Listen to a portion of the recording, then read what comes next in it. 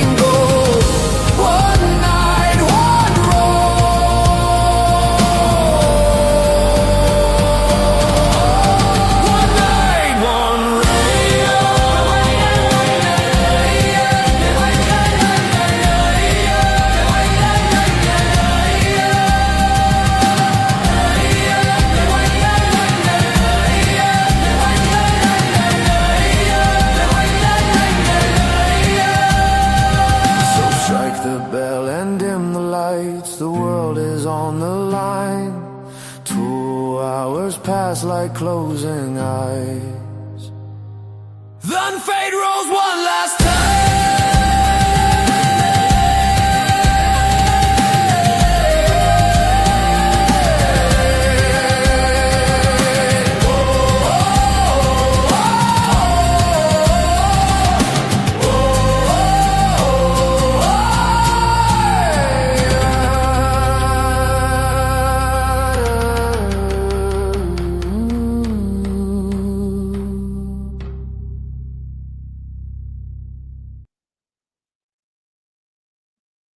Hey, all you role players, gamers, geeks, freaks, and everyone in between. Welcome back to Deacon's Table. We've got another mini adventure episode. Believe it or not, we are in episode number 38 for mini adventures. We've done a lot of these. Oh, my goodness. And we've got a brand new face with us today. Very excited about that. We're going to introduce everybody in a moment. But again, welcome to Deacon's Table. And as you know, these are mini adventures. These are 2-hour sessions.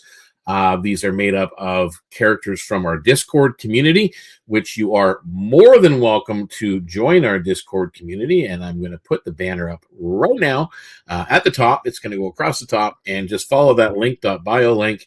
Go in there, check out our socials. Make sure you like, you follow, you hit the little bell icon, all the rest of that fun nonsense, and support us.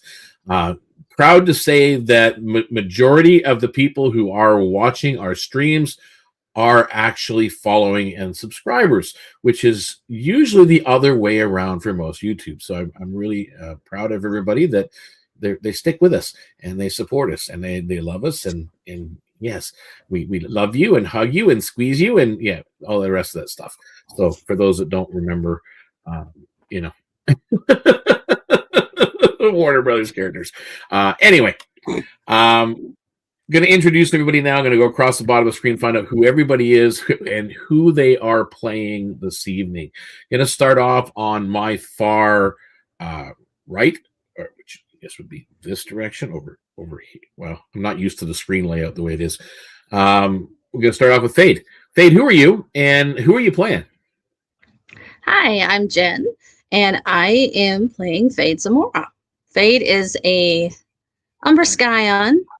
That's a Cellopherne subclass or sub ancestry, and she's a Draconic sorcerer, level 7. Level 7. Wow, you're up there already. And then next to Fade, we have Cowrie.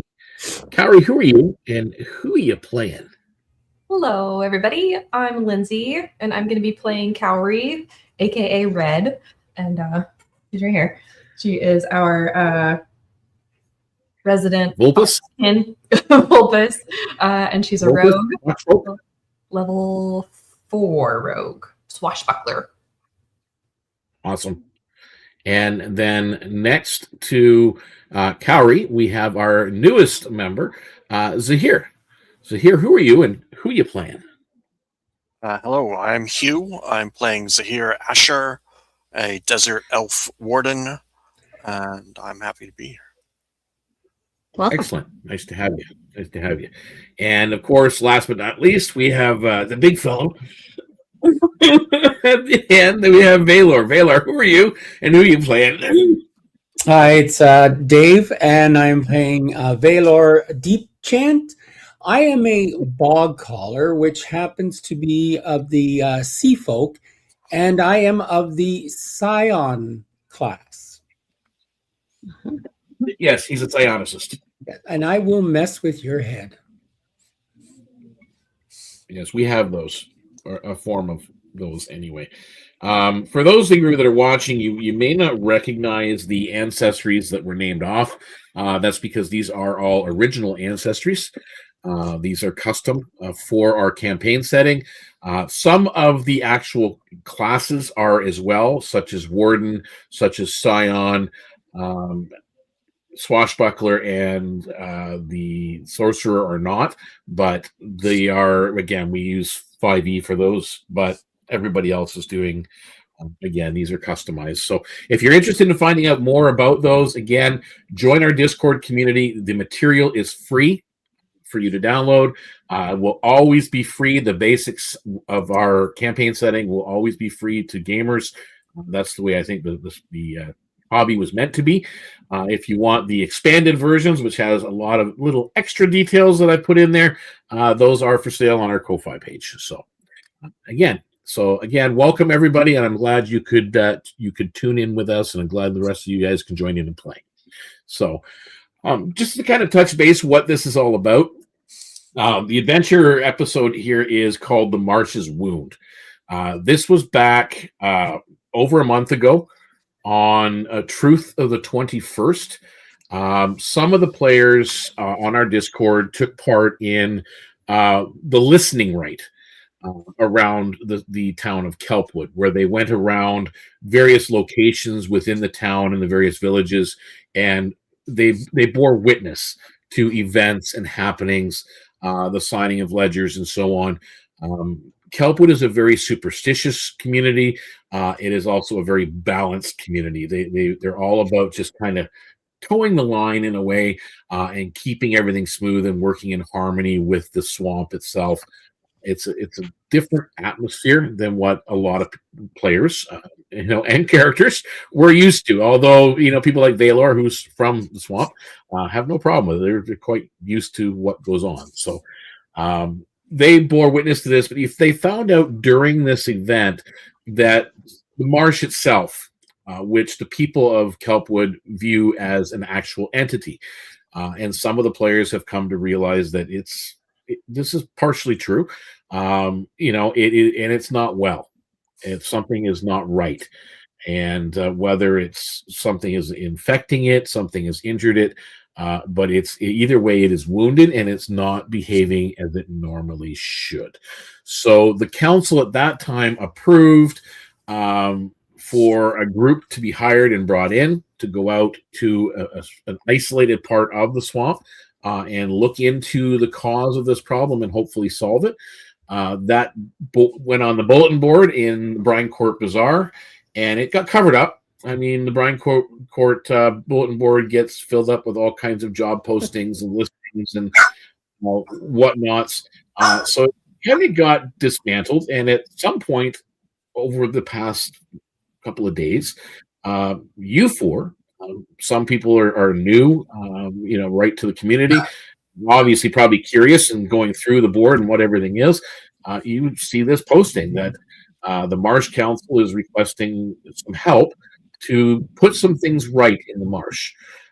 So you have gathered, you are standing outside of Wave Throne Hall, kind of bumping into each other for the first time. I don't know whose character knows who at this point in time, but we will get to that in just a second. So that's where you currently are. You are standing outside the Wave Throne Hall.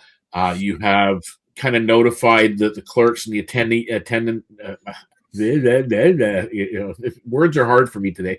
The attendants, you've notified them that you're here about the job posting, and now you're waiting. So what do you guys do is you kind of look around and there's the four of you. Good day, Cowrie. Long time no see. I've been busy. How about you?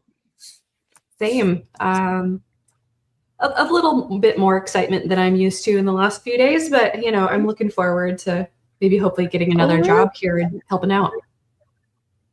Yeah, I thought I was just going to ask you if that's what you came here for. Blew up your Soldy's place. Who said that?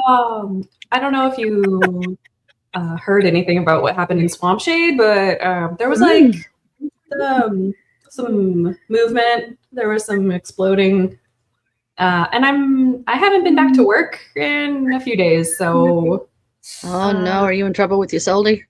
Yeah. I'm to say the sorry. least. I'm looking for work, some other kind of payment, something else to do. Fade would then notice the two gentlemen, the bog collar and the strange-looking elf standing over to the side, and go, "Oh, are you two here also for this task? I haven't met you yet. I'm Fade Zamora." I see you, Fade Zamora. I am Zahir Asher, and yes, I am here to answer the call. Well, great. Welcome to Kelpwood. It seems you must have come from a far away. I don't recognize your garb or coloration. I've come from many miles away for the opportunities that lie here in the Croakmire. Aha. Well, welcome. Now, Valor and Fade, you guys would have seen each other in passing. Yes. Fade's always in the Brine Court Bazaar. She's one of the storm witnesses that kind of watches over trade. And Valor is kind of a character that's from the Marsh. A staple on the ground. Yeah. I've seen, and I've heard the name spoken, but I haven't officially introduced myself.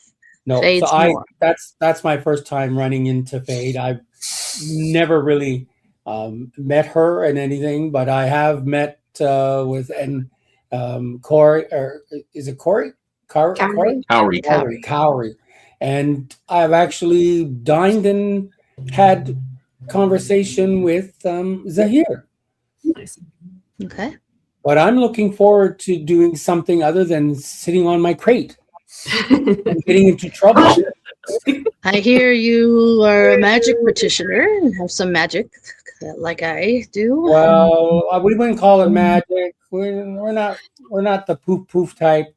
We're the type. Yeah, that's kind of offensive to a But scion different to kind of call me. Call a mage. I don't deal with that kind of stuff. So you guys are having a conversation, kind of familiarizing yourself with each other and making introductions. And one of the attendants comes back out, and he says, "The council will see you. Please come in." Follow him in. Good. And as you're escorted in, you see the main hall chamber where many a times you guys have come in here and witnessed, council sessions in taking place. It's always usually open to the community. They settled the disputes and disturbances, and they deal with everything here. The Confederated Council also meets here on a monthly basis, which you guys are not privy to, and that is basically the royalty and the leadership of the islands, the Seahorse Isles themselves, actually do convene here as well. But the Marsh Council they're here every day. This is their hub of governance, shall we say. There's nobody in the hall at this point other than a couple of attendants that are walking around and clerks. You are escorted past the main part of the meeting hall, and there is this curtain area that they pull aside, and they kind of walk you in. And at this point, you're standing on a stone, kind of a stone platform, and there is benches there. And then there's like this water, like you see here, in between you and another platform, which has a circular table on it. And they're not all frog people, but there are some bog callers and there is also a moss dancer up there as well. But that's where Valen and all the rest of them would be. All the council, Nawe, they're all there waiting, and they're sitting at this smaller. Looks like a smaller table version of what's out in the big hall. And this is kind of a more intimate setting, but they're across this pond water, and then you see another curtain behind the table behind them. So as you come in, lantern light dances across the surface of what you see. There's water in that round table, a shallow basin, and it's carved into that council table. The water within it, you see it kind of trembling. It's got ripples in it, though no one is touching it. Reeds have been laid on the table and across it, the rim, and they bow towards a single point in the water where the ripple doesn't. It seems to be coming from there rather than covering over there. Elder Nawe kind of rests her web fingers just above the surface, and it does not cry out, she says softly. It endures. The chamber smells of wet bark and distant rain, and as you guys walk in and you see this, the curtains are closed behind you, and the counselors look over to the group, and they welcome. You've come about our request. Cowrie will step forward for the group, and she'll say, yes, we're here from Crookmire. We're here to help in any way we can. Okay. Anybody else have anything to add? That wasn't me. Okay. I do not bark. Yes, I've heard before. I croak many but I times don't before. bark. Anyways, what I'm doing, which is fine. It was just timing was great. Anyways, I'm going to say, I want to kind of sniff the air. I want the water that's around, either in the pond, on the table. I want to find out, is it marsh like, or is it something different? Okay, you're referring to the water in the table, not between the two, between you and them. I'm getting a whiff of anything in there. So I don't know how far I am from the table. Well, as I said, it does. The whole chamber smells of like wet bark, So damp reeds. Oh, wet reeds. Yeah. yeah. Okay. And wood, and I mean the timbers that are around. There's cypress timbers. Everything smells damp here.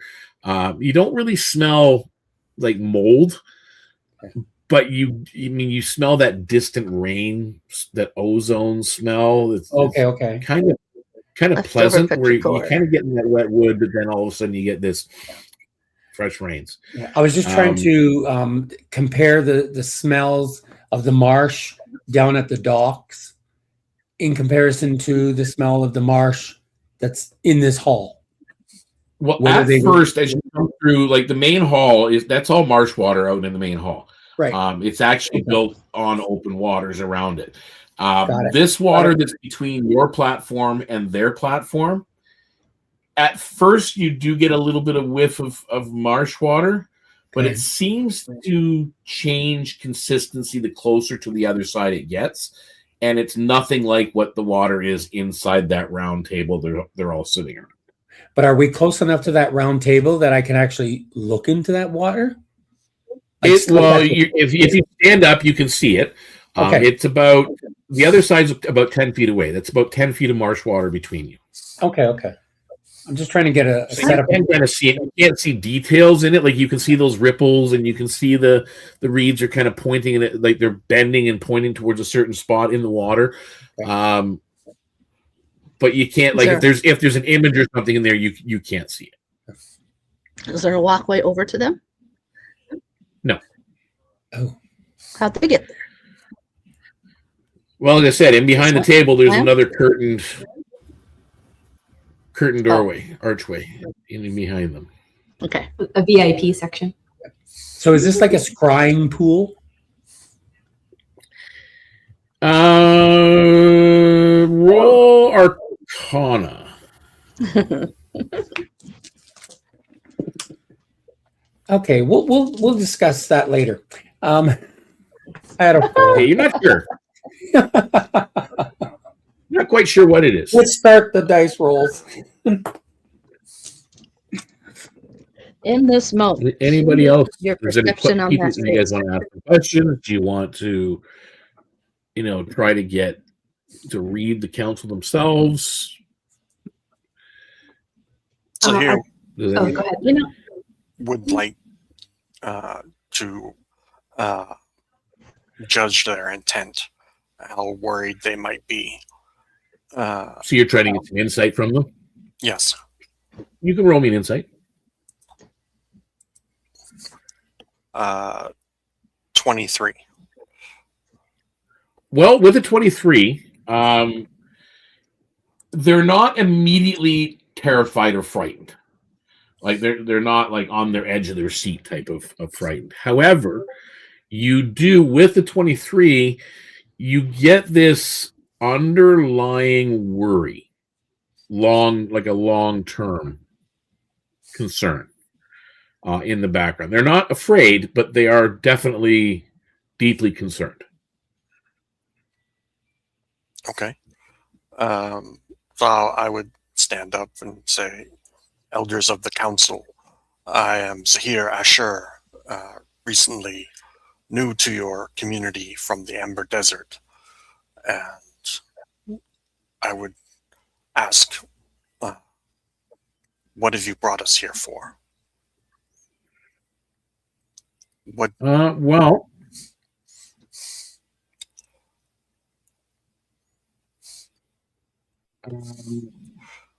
Galen kind of looks over and takes in a desert elf standing in Kelpwood. Little bit, he doesn't have a look of shock. He's just curious. Would be a good way of putting it. Well, you see, the marsh lives with us. We live with it. We respect one another. We listen to one another. Just like we get sick or injured, we feel that with things that have been happening, that the marsh has been wounded or is sick. Altered water channels can compress reed beds, force predators into different territories. Things could change, and perhaps neglect of certain areas or misplaced efforts on our part have triggered something that we're not aware of.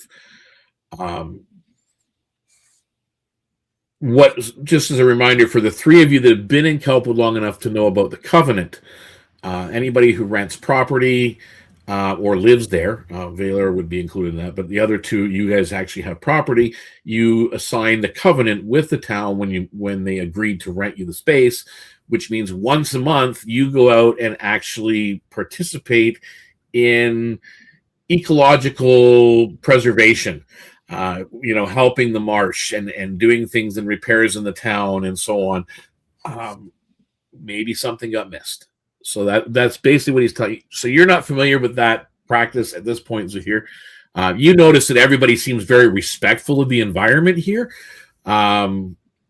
Where you come from, you guys are kind of you've learned to fear the environment, and definitely respect it. But there's a fear part of it. Here, it's more of an understanding respect rather than a fear respect. I mean, even though you can tell they have, I mean, there's bad things in the swamp, as you've learned already, from the farm aspect of things. But there's just like an understanding that you're living in harmony with rather than battling against it. So that's what you're told. Are you willing to undertake this task for Kelpwood? Certainly. Yes. Yep, Cowrie would step in and just kind of be the unofficial leader and just say, yes, we're eager to help make any corrections we can or seek out more information if that's what you wish. 4 of you. When you say that, the curtain behind you opens again, and one of the attendees comes in with 4. Can't remember the name I had for them again, but the ropes that are tied to the belts with the shells and the currency on them. I can't remember what I Drift named cords? them. Top of my head. What's that? Drift cords? That's it. Thank you. With all the currency that's there, there are 4 of them that are brought in. 1 for each of you, and you guys are each given 1. There is the equivalent of 150 shell marks on that drift cord in various forms of currency. So that is what you are given. And that's more than I think any of you have seen from the council. So this must be serious. They don't normally have currency to wave around.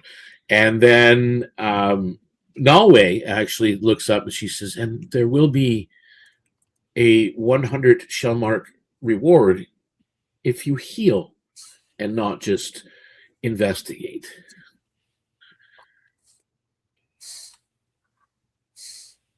Well, this offering already is quite generous of you all. I wouldn't anticipate anything else, but we're happy to help any way we can. Yes. You see the other curtain behind them open. Another one of the attendants that they step out and talk to Kalen at this point, and he then leaves through the curtain.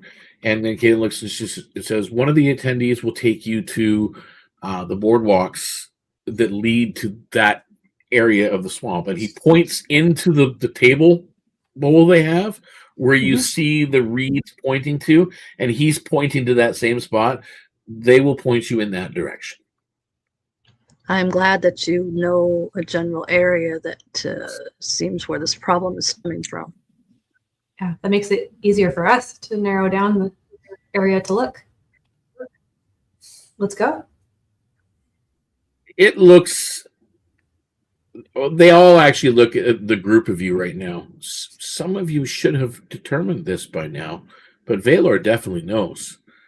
We're marsh folk. We listen to the marsh when it speaks. So with that, your curtain opens again. That same attendant that was on the other side is now here. Says, I'll take you to the pathway. So he leads you out, and you leave the Wave Throne Hall, and you walk around, and you end up leaving Croakmire behind, heading towards Mud Hollow. You reach, Mud Hollow. There's the Kiln Hands Rest that you guys Cowrie, you've been there before. You know of the place, Valor. Whether or not you would go to such an establishment is hard to say. It's just a kind of a grimy little workplace that for all the Bubble Works people, where they hang out, and all the kiln workers and all that. This is where they go, and then out to a certain spot that some of you have seen before. Actually, Cowrie, I think you've seen it before. Mind you, I don't think you actually. I don't know if you went in or not. You actually might have the Hollow Still. You get to a spot that's further up, past the very edge of Mod Hollow, almost into the actual marsh itself. And there's this little. You would miss it if you weren't actually on the exact walkway that is going past it. It's kind of buried underneath a hill. This is, and you get the smell of muskiness in the air, and old stagnant swamp water here.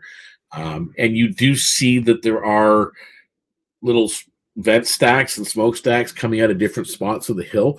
And there's a little sign, a wooden sign that actually says Hollow Still on it. So, and you do hear muffled voices as you're walking past the thing.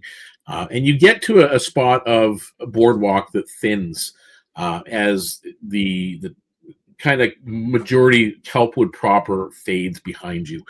Lantern light has given way now to the filtered green end of daylight that's coming down through the canopy of trees. And then beneath the reeds itself, the water doesn't flow so much as it's kind of, it waits and then it moves like a gradual ebb and flow to the water. Somewhere ahead, something kind of presses into the reeds, and there's movement forward, like something perhaps is out there, and it is watching you at this point. We go to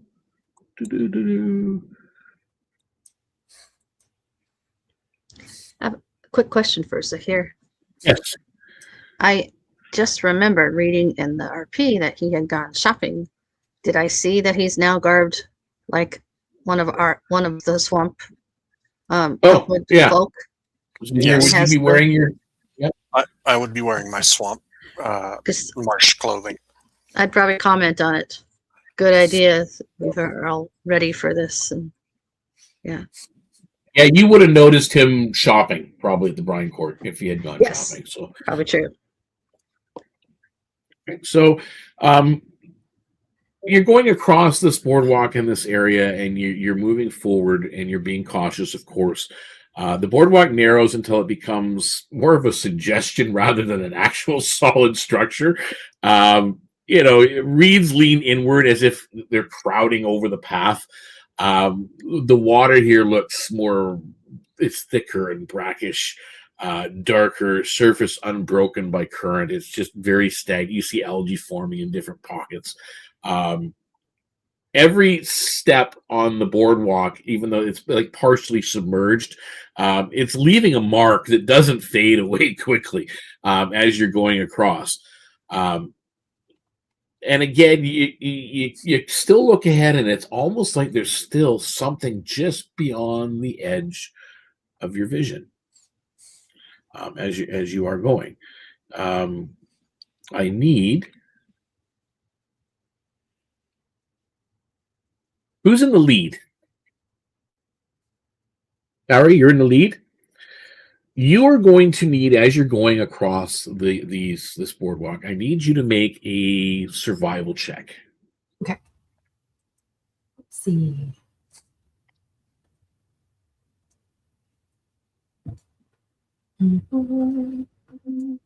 I'll do it in owlbear. How about that? 17. Okay, 17. You're kind of looking at the planks, and you see you identify the ones that are probably unstable and should be avoided, so that you can point those out to the remaining party members. Who's in the middle? Who's the middle two? Who's last? Probably be second. So Fade would be behind. I'm kind of big. Like I'm 6 foot and broad. So if I'm probably at the back end. I'm probably at the back because you'll never see anybody behind me. Yeah. Okay. The people in the middle, you guys, she points out certain planks, areas that we can't step there, we can't use that one. You're going to definitely need to use some form of rope bridge around, work around for some of the areas that are look a little bit tricky. So between the two of you, you guys can each make an athletics check, or one of you could help the other. It's up to you. I rolled a nat 20 on that athletics check. Hey. So you rolled athletics on your own? Yep. Oh, sorry, I didn't ask you guys. Yeah, so Zahir, it looks like you can just roll it by yourself. Yeah, I got a 15. Okay, the 15, you're not much help. You think you got a spot that you tie off the rope to, but again, you're not really familiar with reed structure. Being here, you're starting to learn. But you go to tie to something and it really doesn't take. Fade, though, comes in and just kind of sees what you're doing and finishes it off and secures the rope. So the three of you are now moving.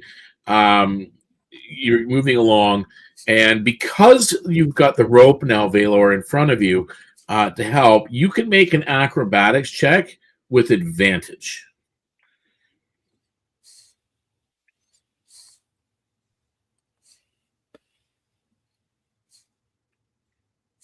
You're muted. Sorry, 18. 18. Okay. You manage you get to a spot. You're in the back, and you are a bigger fellow. You kind of grab the end of the rope, and you're following it along, and you get to the spot where you can see that Zahir had gone to tie off the rope to clearly a patch of reeds that really weren't meant for it. And you, not without realizing it, hit the one board that was a little bit unstable. And as it starts to go one direction, you manage to very surprisingly nimbly for a bog collar your size, just kind of do a little twist step and step over and continue your march through the plankways. You guys didn't fail any of them. That's actually amazing. You did really well.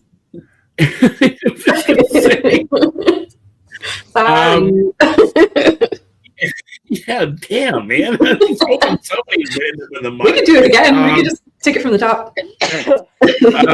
Don't worry, there's plenty of opportunity for that. So you get past this really bad section, and now you're in a spot right now where the planks themselves are kind of set into mucky mud, and there's some stones that have replaced where planks should be. So you kind of, it's more of a, I would say, solid ground, but it's not very solid. And the swamp life, the plant life is just abundantly overgrowing this particular part of the path. You get to a spot, because now that you're going away from the coastline, you're going further inland into the marsh, you get this surge of humidity in the air. It's almost, when you're walking in the wintertime, you walk into a department store right in the opening doorways, and that blast of warm air hits you. It's like that. Just like whoof. And you kind of walk into it and make perception checks. Because you also hear this soft pop echoing through the reeds. Zahir got a 15. Okay. Same 15. That's 15. Where the dice roller is. Cowrie got 19. 19, nice. I'm playing with a dice roller now, Bear. There you go. What Yeah, were we you did it. doing? Perception? Perception. Yes, a perception check. 4. So that's 14 plus 4, 18. Oh, Okay. okay. My perception's a little better. Sorry, I forgot to add on 6. Yeah, that's fine. You guys all passed. So yeah, I mentioned you heard a soft pop. In actuality, as you're listening, you're just catching that moment, but then you're hearing lots of little soft pops around you in the reeds. And as you're watching, anybody that rolled above 18 notices there's a fine green mist in the air around you, mixed with this humidity. It seems to be rolling outwards from the reeds. It looks almost beautiful in the filtered light coming through the canopy above. And it's just kind of hitting this mist. It takes the rest of you eventually see it, but those with that high perception, you notice it right away. You guys can get 2 choices. You can make me a nature check to try and redirect airflow around yourself, which could also dump it more on one of your companions. However, it would get you out of it, or you can make a Constitution saving throw. Either way, it is with advantage because you all noticed the fact that there is this mist in the air. Zahir did not. He rolled a 15. You still notice the pop, pop, pop, and you eventually do see the mist, just not right away. So you still get advantage with your saving throw or your nature check, depending on what it is. So the person in the front, what did you? Yeah. Cowrie, you're in the lead. Yes. What did you decide to do? Are you just going to try to soak it, or are you going to try and redirect the airflow?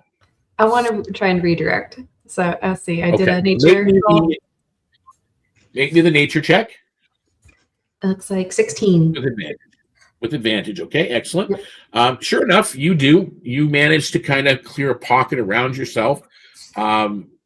You've now dumped that pocket of spores on the person behind you, which is Fade.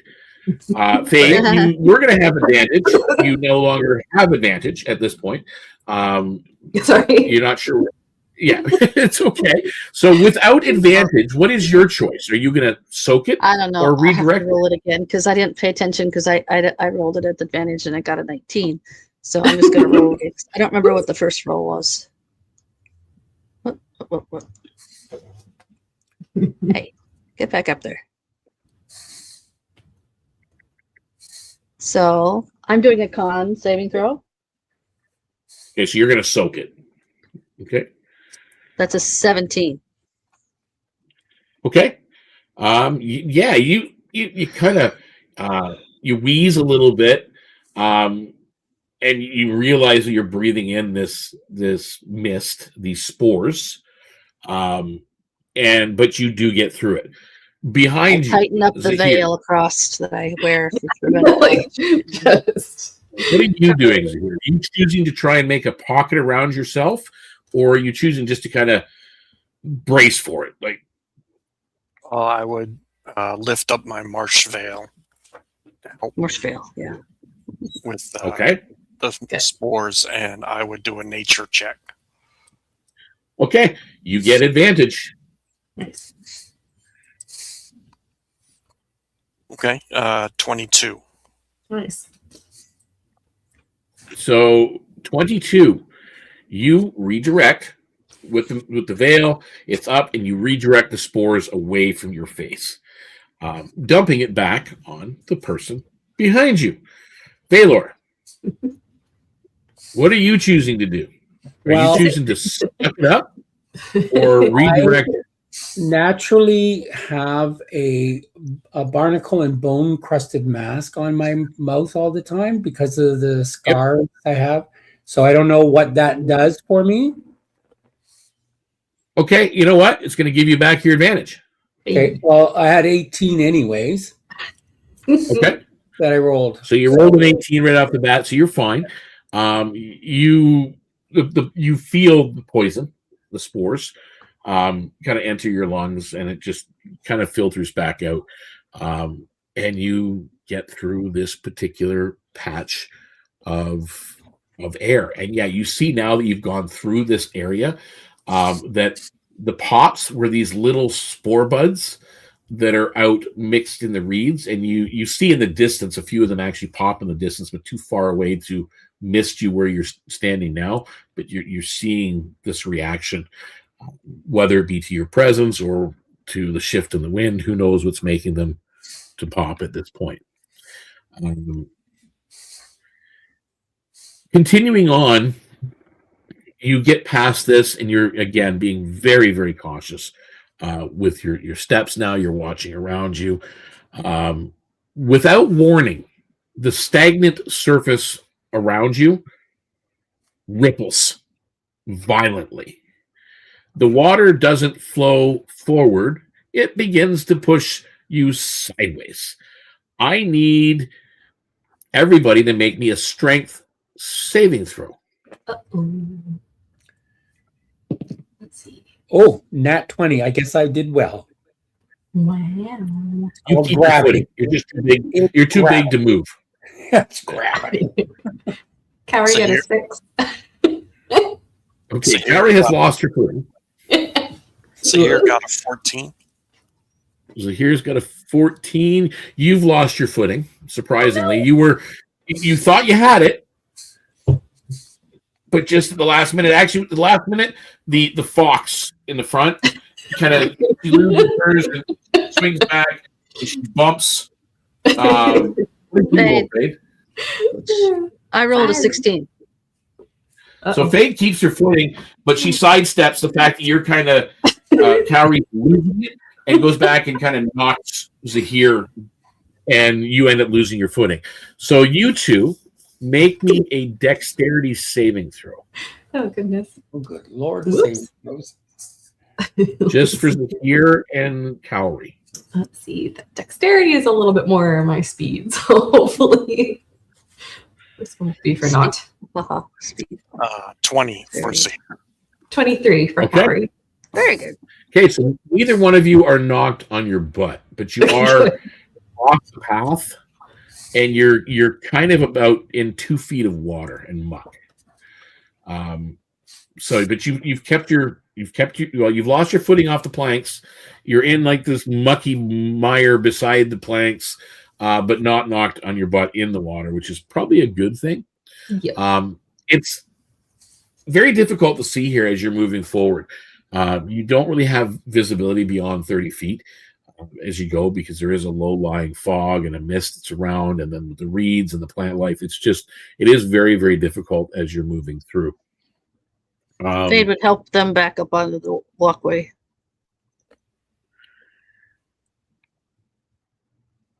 You're trying to trying to think who is And now we're going to smell like all of you at this point. Oh, that's what I was thinking. I've got like, oh, that fur is gonna stink. Every time I've gone out into the marsh, I've ended up swimming, so don't feel bad. It's never going to You get get off. you just get past this bit in the path, and all of you just get this feeling. You're not sure what it is, that something just isn't right. What do you guys do? Well, I think we're getting close. Something doesn't feel right. I would I'm try going Just to. Yeah, sorry. Yeah. Something in your stomach. Valor is going to really focus in on the water and the patterns of the water. See if there's any slight movement and the direction that it's either coming or going to.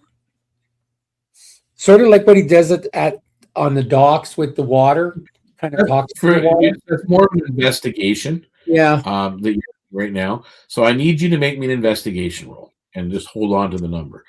Okay. So here, what do you do? He wants to try to sense what is going on with the swamp. He's been here a week. So make me a nature roll and hold on to that number. Cowrie, what are you doing? I would probably have first been distracted by trying to get like the stink off of me or shake out my fur. And then once I realized what was happening, I probably would have just, pricked my ears up and be like, did anybody else feel that? Like something's not right. Did anybody else get that vibe? Fade? She's looking around carefully while she sees Cowrie trying to shake out her fur, and she kind of quietly steps over and does prestidigitation on her and makes her smell better. Lavender. Okay, so you're kind of helping each other, but you really, you're kind of looking about and you're perceiving the things. As I said, it's hard to see. The visibility is low, but you do help her out. And the other two seem to be focused. What did you roll on that investigation, Valor? 18. You don't really see movement in the water at this point, but you do see something else buried, embedded in patches of mud. You see broken stone fragments. And I don't mean natural stone. I mean like old structure stone. And it's just like a ruins, like a building. Yeah, it kind of looks like ruins. What did you roll on that nature check here? And this is in 2 feet of water? You see, as I said, there's like mounds of dirt, mud coming out of the water, like in a swamp, like a bog. And you see like this, it's clearly a block. It's not a rough stone. It's a block. It's been put I think I'm going to move.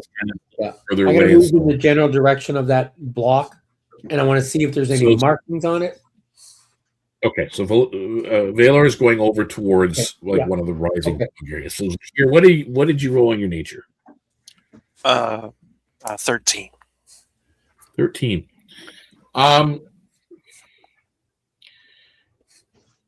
You're not sure really what's going on with the swamp, but you see patches of reed.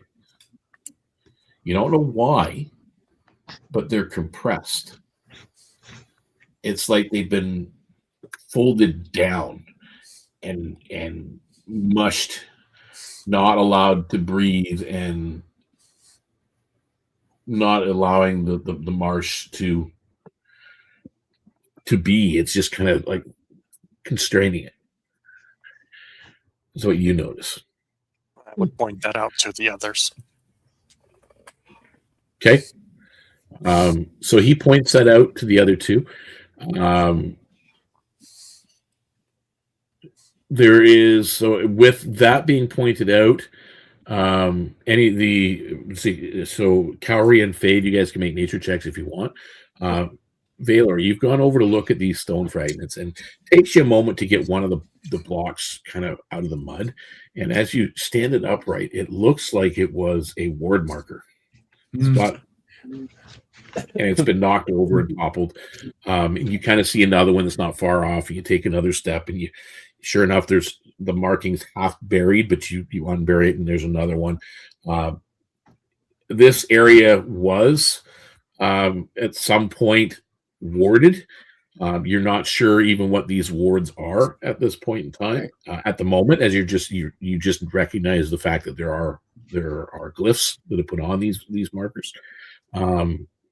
But they've obviously, it's not working because they've been toppled over, and for how long, you're not sure. Could this be it, says Fade? It's an anomaly here. Maybe these were meant to ward something. And the ward has failed. Well, I'm going to sort of motion over to Zahir, who did say he was a ward, a warden. Warden. So he's a ward of the marsh, right? So whether or not he could come over and can he decipher these ruins that are on here? Because I'm not a warden, so I don't know, but I know they were there for a reason because are they similar to what we saw in Croakmire? Yeah, you guys have seen, because in Croakmar, you've seen so many variations of wards. Okay. It is definitely a runic glyph of some kind. Probably a ward. It could be protection. It could be the opposite, right? So it could be meant to keep you out or keep something in, or neither. It's hard to say. Because So again, looking it's been worn for a long time. So I'm going looking to kind at of these as he picks them up, does Fade think that maybe if we restored them to where they probably were position-wise, that it might fix things? Roll me an Arcana check. Cowrie got a 4 on her nature check, so she has no idea what's happening. Yeah, That you just see all the fog. that is an 18. 18. Yeah, you can. These can be re-etched. You just need a sharp tool to kind of etch them a little bit more, and you could realign the glyph on the stone and put these. These are wards of protection for the swamp, and you kind of pinpoint them, and you could restore them. It would take you a little bit of time, about probably about half an hour to at least put these ones that you see, put them right, and to do that, if you wanted to do that, Yeah, should pull out our non-magic paper and start. we said what re-etching we're the supposed to do is boards. to heal up the marsh. Well, if these are there for protection purposes, obviously it's going to heal up the marsh. So let's do what we have to do. Okay, so Fade is there, kind of getting all mucky and dirty, and she's taken the first one off of you, Valor, and she started to re-etch the lines and the grooves and the curves, and just kind of doing it. And you can sense that she's chanting like a mantra as she's doing it, which you've seen magic users do before. I mean, again, it's not something that scions are really fond of, manipulating outside forces, because for all anybody knows, it could be demonic energy, for who knows what they're tapping into, right? But you see her doing that and realigning these ward markers, and she takes the first one to put back, and the other three of you are kind of gathering up the other ones you see in the muck. You find a couple that are just under the surface of the water, and within about 30 minutes, you've kind of laid out, visible now, these ward markers on the masses as you go, and it just kind of, maybe it does and maybe it doesn't, but the path ahead almost seems to be more visible after you do so. Maybe it's just a shifting of the air. Maybe it's just the fact that you've been stopped focusing on doing something else for a while, and now your vision's accustomed to the fog and the marsh, but you see your way forward. You do continue down the path, and it gets really, really thick at one point where you can't see shit. The reeds are over your face. You're kind of moving everything back. It's really overgrown here. But then maybe about another 30 minutes of going through this, and it just, mosquitoes, it doesn't bother you, Valor, you're snacks. Snacks as we go. But it's just the humidity that you've been dealing with, and you're going through, and it just seems more uncomfortable here. The reeds suddenly thin. Ahead, the marsh opens up into a basin that should have moving water in it. Perhaps it did at one point. Oh, that's cool. Instead, it sits circular, heavy, as though pressing outward with this dark, brackish water inside. These what look like broken stone teeth, rise from the stone and the muck around it. They look very similar to those ward stones that you've seen that you put right on the outside. That feeling, that knot in your stomach, just went And something is wrong. You don't need a nature check to know, but something here is out of place. This is what's wrong. We got to fix this. Where is... One second, guys. You guys would notice, too, that fade where you see her charcoaly, dark, shadowy colored skin, that a little maybe not noticed before, a bit of a violet glow, iridescence coming off of her in various spots as her scales seem to have taken on a little bit of glow. The few that are visible beyond her clothing. She has a few scattered scales on her skin. More noticeable now because they're violet glow. All right. So you've just come into this area. This is basically what you see. We're in Owlbear at this point. You guys can place your token where you wish to be. Those are 5-foot squares.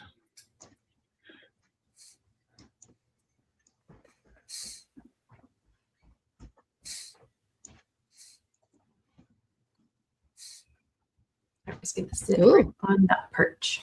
You stepped out onto that pillar? Hope it's stable. Yep, I'm going to. We'll find out. Taylor, are you? There you are. Cowrie, I'm going to get you to make me an acrobatics check. Okay.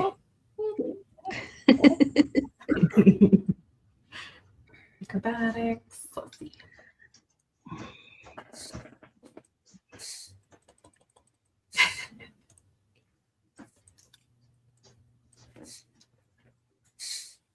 Oh.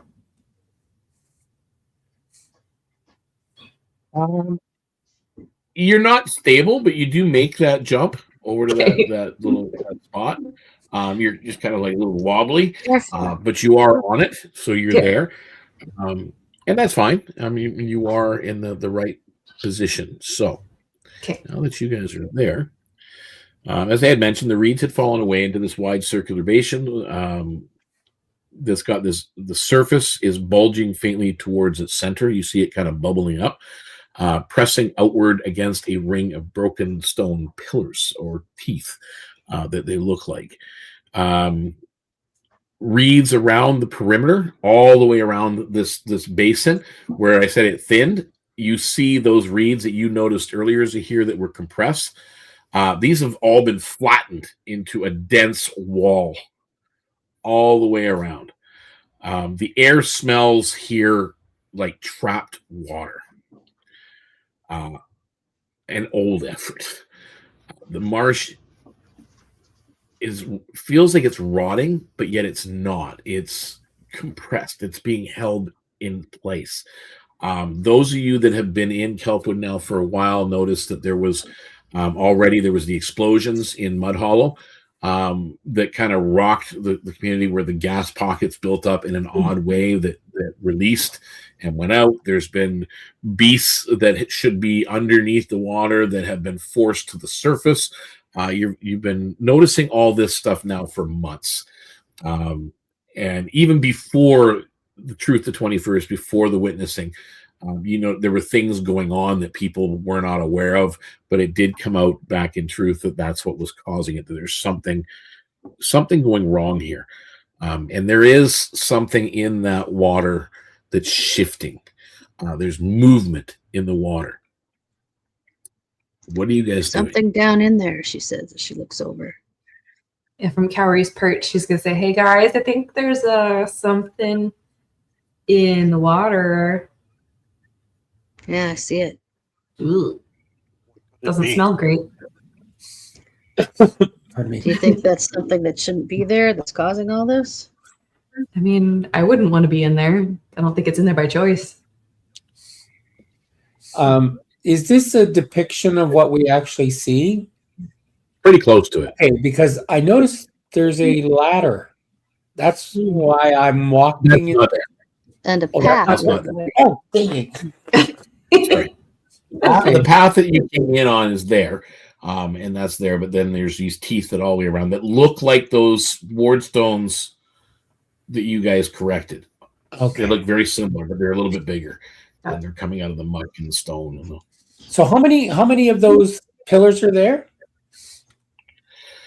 there's 6 in total. How many stones did we collect? Back there were probably about 6. Back there, small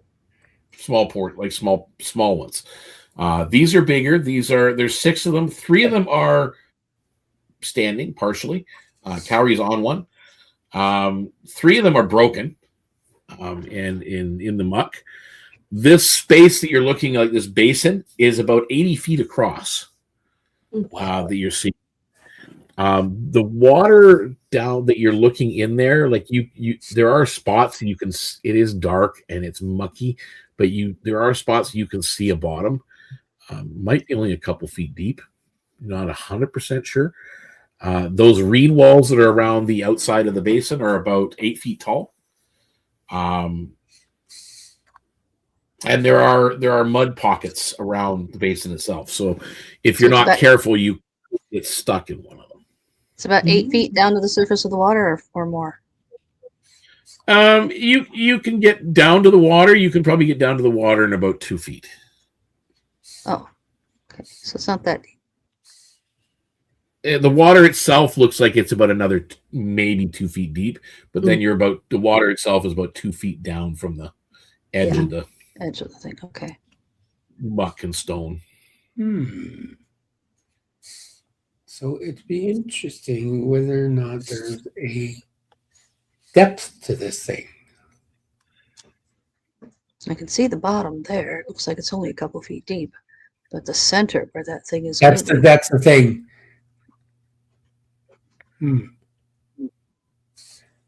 Going to look around and see if there's any rune markings that are like misplaced.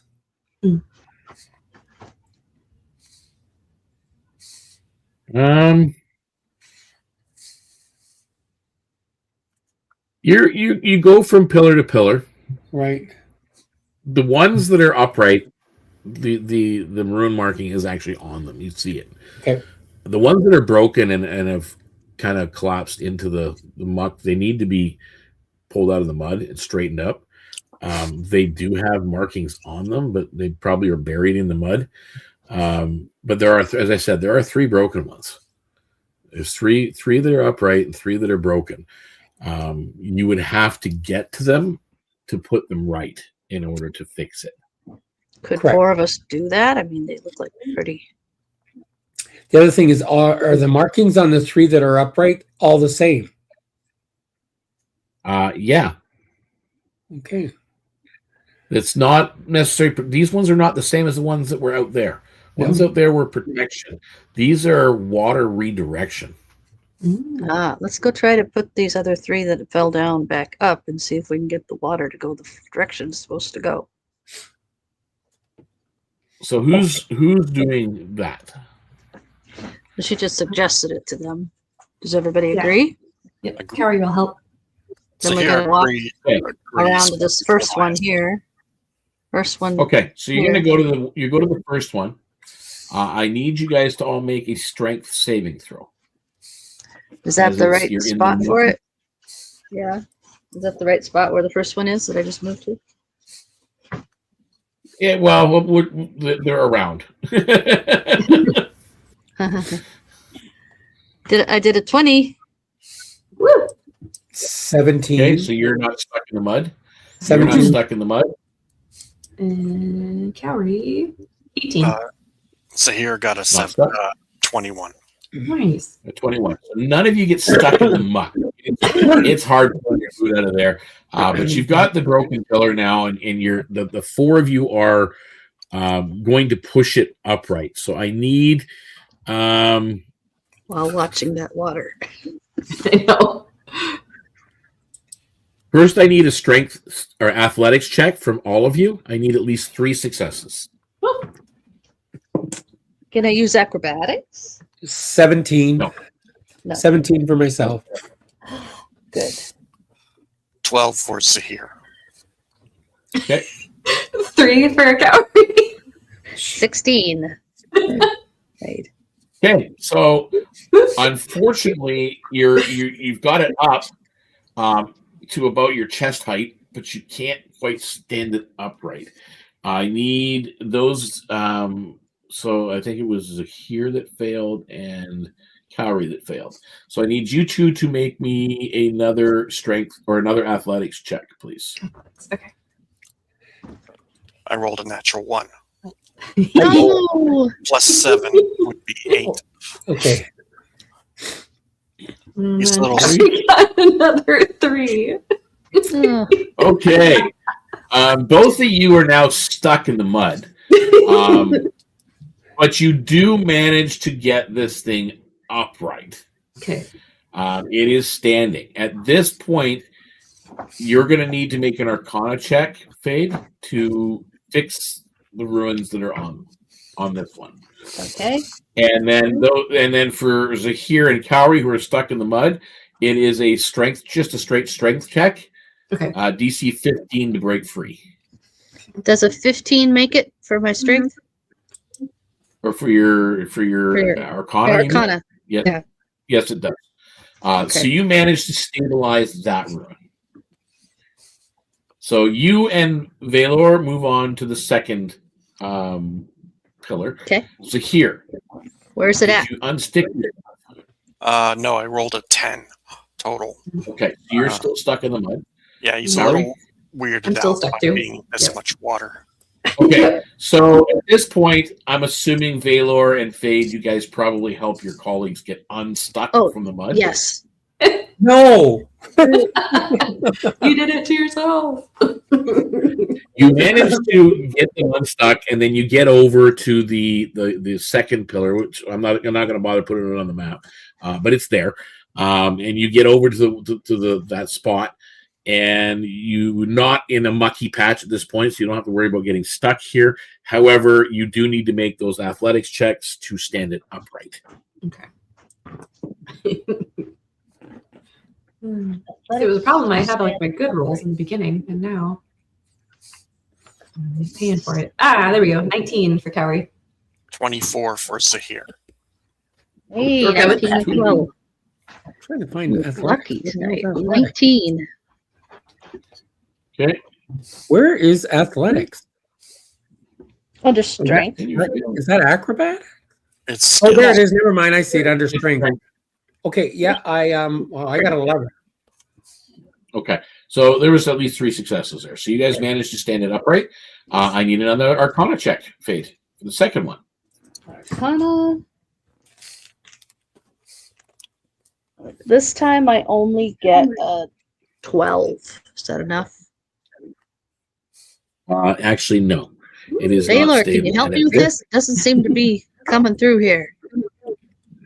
As you guys are trying to stand it, Okay. Hang on. you're trying to stand it up. Uh-oh. I don't like the sound of that.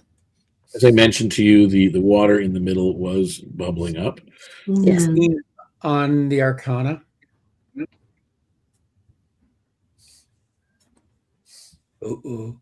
Something wicked this way comes. It's Glinda. I just keep thinking of the Bog of Eternal Stench from Labyrinth. Just like the Yeah. smell and sounds coming up here. Are those creatures with mouths? Yes, they are. Oh my Do Lord. we need to roll a perception to see if we see him coming up out of there? I've been kind of watching as I work as much as possible. But They look bitey. There are 2 of them at the moment that you can see. They are, you know what these are, Valor. You have heard about them. They are a large beast. They are called Marsh Basin matrons. They are just kind of, they're said to protect areas of the marsh. These 2 look rather sickly at this point.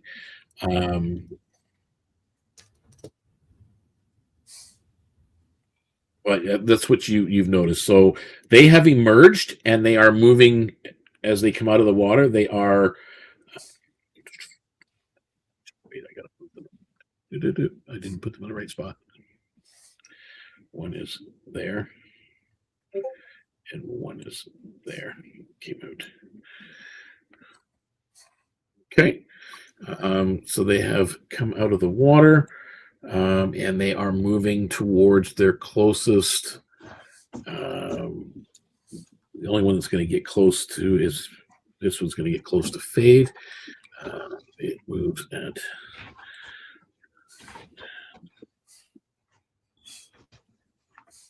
there.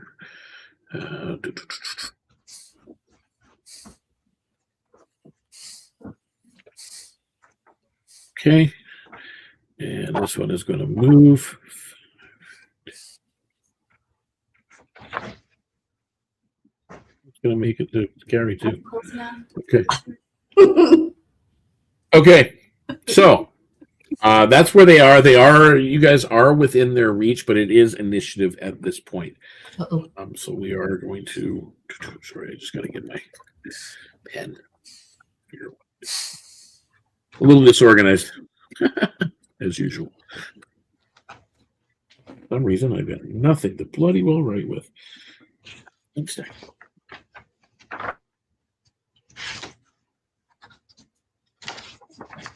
I open my D&D backpack. This big, huge, wonderful thing. Books in it. Good to have a book in it. Put all my pens in here and that so I can lend to the kids. Go do that on the library. All right, so we are going to start off with Baylor. What is your 12. initiative? 12. 12? Yeah.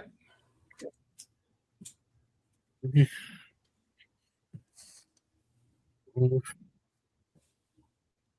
Okay, it's a here. 14. 14. Kari. 8. 8. Fade. 18. 18. Excellent. There. And I've got, where did my days go? Oh, there.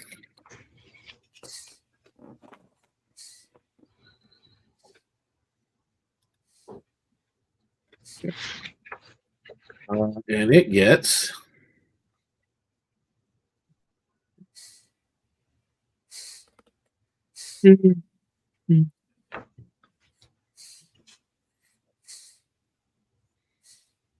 okay. So the one on Cowrie, it looks up at you, and again, it's 2 feet up from where it is, and therefore, when its head is there, you're maybe looking at its eyes, and its mouth is right in front of you.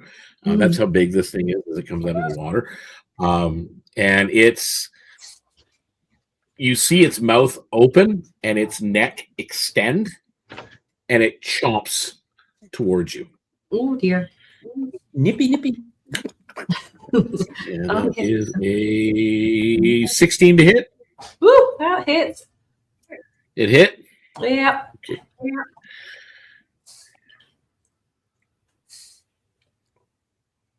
13 points of piercing damage. Ooh. And you are grappled. Damn. So at the end, on your turn, you can make a strength check to free yourself. Okay. Okay? So just so you know what's going on. And I'm going to see, I don't know if you can mark it anymore. They took away the color. Oh, no, maybe you can. There are rings that you can find. Yeah, rings. Yeah, they used to have, there are tokens you can add, but I really don't like using them. So, but okay. You are, I got you circled in red, you are grappled at this point in time. So that was on 19. On 18, Fade. Fade is going to try something. She's going to cast a 2nd level command to both of them, telling them to halt. Okay, what's the range on command? Is it not targeted one creature or is it an area of effect? It's 60 feet, and I can do 2 creatures because I cast it at 2nd level. So you affect 1 additional for each slot level above first, and they're both within 30 feet of each other, so it should work. Okay. Yep. So you're just doing command, and what's the saving throw? The saving throw, wisdom saving throw. I think it's a 15, but I would have bonus action to activate innate sorcery to make that a 16. Okay. So you bump up the thing. That is a command. So we're going to do. Man, they didn't even give us a chance to like chat first. Hey, it's got a purple ring around it. It is commanded. This one saved. The one that's already saved. So the one by me is halted. Failed. It's halted. How many turns does it last for? Okay, and that was on 18, and now we are on. So here, you're up. Is this difficult terrain? Yes, it is. Okay. So you can move at 15. Yeah, I will move and then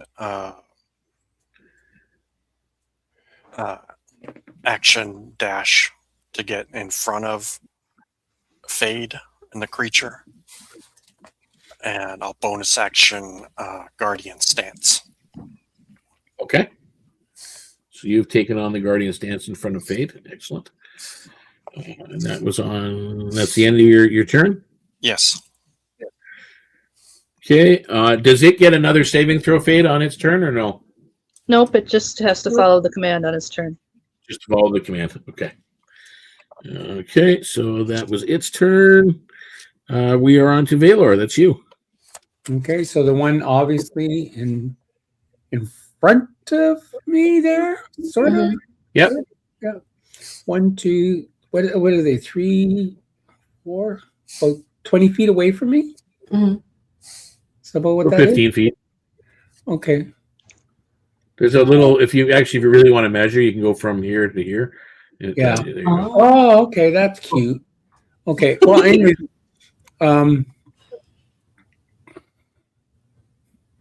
yeah, that would be interesting to try. But we're going to go with. I'm going to hit it with a psychic assault. Ooh. Okay. So,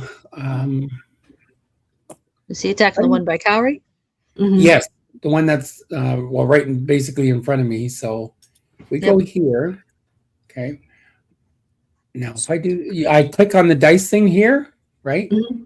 And I need 2d10. So how do I do 2d10? Just roll it twice? Oh, there they are. If you There's 2. and 10, you just click it. Click it twice, and then there's two tens. Nice. There we go. Oh, what happened? That wasn't my roll? Oh. No, that was my roll. Oh. How do you do that then? Oh, okay. Just hit the dice. There you go. On the dice twice. Is that a 10? 17? That's an 8 and a 7, so 15. Oh, that's an 8. Oh, okay. Well, 15 points of damage now. They have intelligence save throw.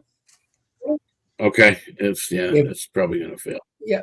And they failed. Okay, so they're taking 15. It takes 15 damage. 15 psych damage there, or 15 damage. Yes. Okay. Is that while it's biting me? It's like mid chomp. So does that kind of break the grappling on that? That's what I'm checking right now. Okay. Do I also get affected by the psychic damage? No, you don't get affected by it. It is strictly for it. Okay. You will get, Cowrie, it is your turn. You do get advantage on your strength check to break free.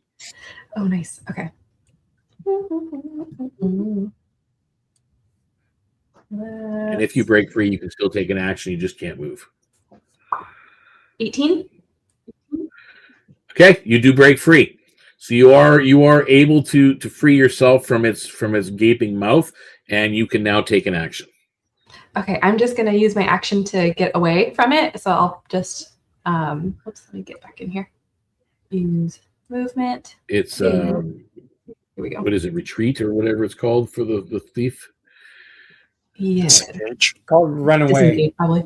Yeah, to get the hell out of there. Well, because your movement was taken by freeing yourself, so it's you're using an action, a bonus action of Okay. Like dash or something. dash. I think that's what it was meant to be. Dashing away. Okay, so Okay. I'll move there. So you dash yourself to safety. Okay, and that's my turn. And she has no red ring Okay. around her anymore? Or am I still? Yeah. I'm not grappled anymore, right? So, but I'm still pierced. Yeah, you're not grabbing anymore, so I will You're take marked. the red ring. Red. Maybe I'll get I like just cool realized star. that you actually have a normal red circle around yourself already. Okay. So that was on on 8. So back to the top of the round is the one that actually attacked you, and its move it can do 5, 10. Don't. You stay down there with your big bad self. You want to Going to retract Valor. that? All right. Should have moved And further. it's going to try to make a chomp at you. Ouch. 27. Well, yeah. I'm a toad, for God's sakes, in leather. Soft belly. Only 12 points of piercing, Okay. and you are grappled For now. for now. Get to that fun part when the time comes. The other one, it's not its turn yet. So now we are on 18. That's Fade. You're up. Since that worked, just out of curiosity, she's gonna attempt to charm monster on this thing. Ooh. So have Okay. it make me another wisdom saving throw. Has the here hit it yet? No. Okay, so it does not make it an advantage because right now we're not. Your charm has no effect. Charm has no effect. Dang. Yeah. Nope. Okay. So let me see. Do I have a bonus action? Whoa. Come back here, you. Do I have a bonus action? Just as a hint, it's not a monster.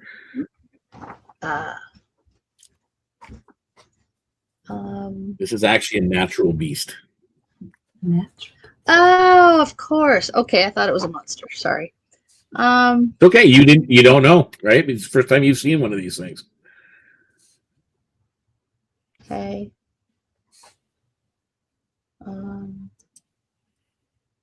I don't Most really people want to would look hurt at it because we're trying to heal it, but then again, can't do that. Well- but it keeps attacking us. Keep in mind the instruction was to heal the wound. Are these guys the wound, or is what you're standing in the wound? That's what I was saying. I think what I'm standing in is the word. This is a job for So Rotary. hurting them would really yeah. We need to unclog the drain here. All right. So how close am I to it? Just 10 feet away. 5 feet. So I can't do attacks without a disadvantage, but ranged attack. Yeah, you're not far enough away if you're trying to do a ranged attack. Okay, because it looked like I was 10 feet, but okay. Yeah, well, there's a 5 foot gap in between. Like, there's basically a here between you and it. Okay. Let's see. Yes, it would be. Maybe I guess it is 10 feet. I guess it classified as 10 feet. Technically. I'm just gonna do magic missile at it. Okay. Now I've forgotten Roll how many damage. magic missiles do I get at level 1? The magic.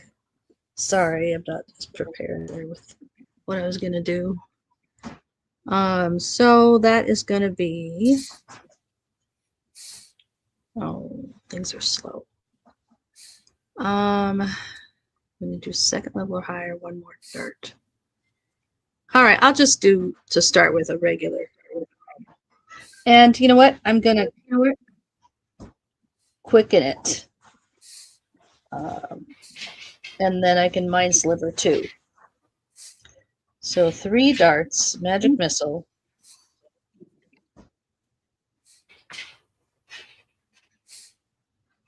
Um,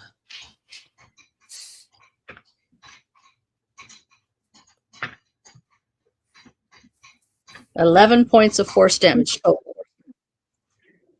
Okay. Ooh, Hitting that one points. right close to us. Yep. Okay. And then the Mind Sliver, he has to make an intelligence saving throw of 16 DC. Failed. And that's 10 points of psychic damage.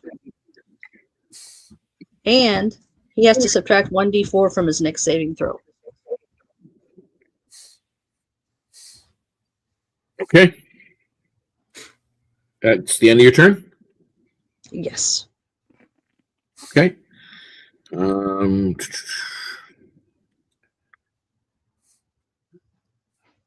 That brings us to Zahir. You're up. Okay. Oh. I'm going to take out my Warhammer and ask him to stop nicely. The creature already took 1 turn, so on his next turn he'll be able to start moving again. The halt thing will be up. Yeah, well, either way, it doesn't look like he's moving right this second. Yeah. But you've taken your Warhammer and told him to stop. 19 Are you to hit. Don't. 19 to hit? That hits. Woo! Okay.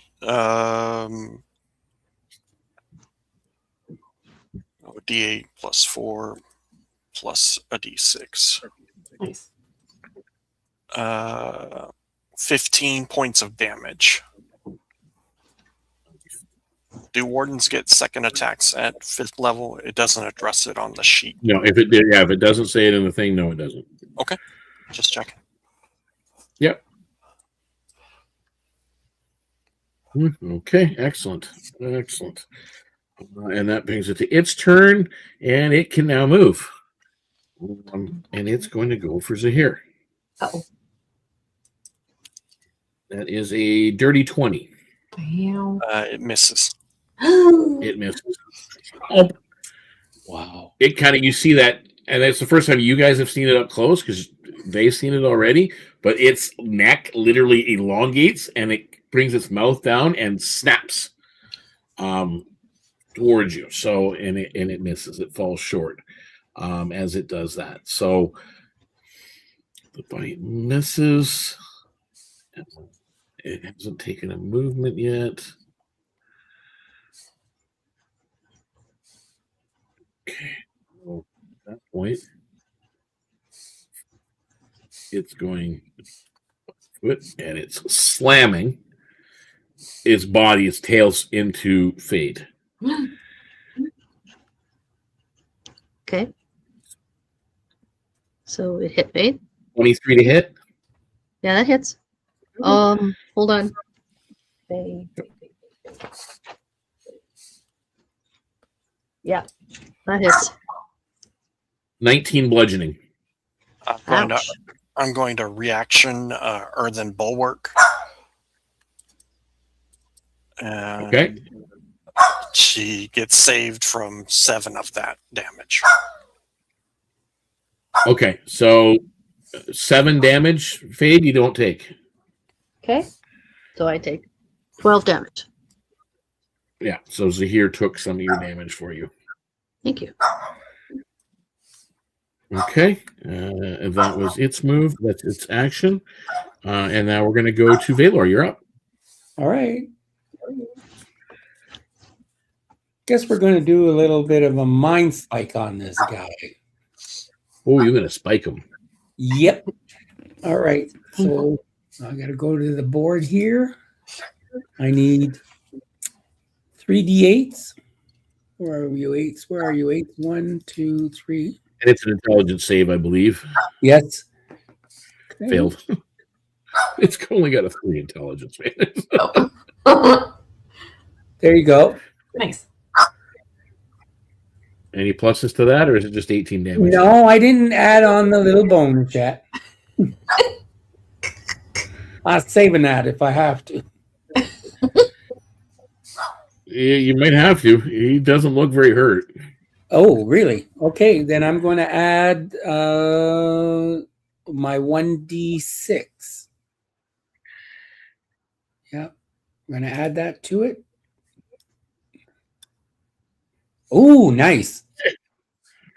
And 6. There we go. So we had what, 13 and 9? Oh, 13, So he's 6, at 81. 24? I'll just let you know. He's at 81 now? Oh my God. Yeah. He got more hit points, one of them, than all 4 of us.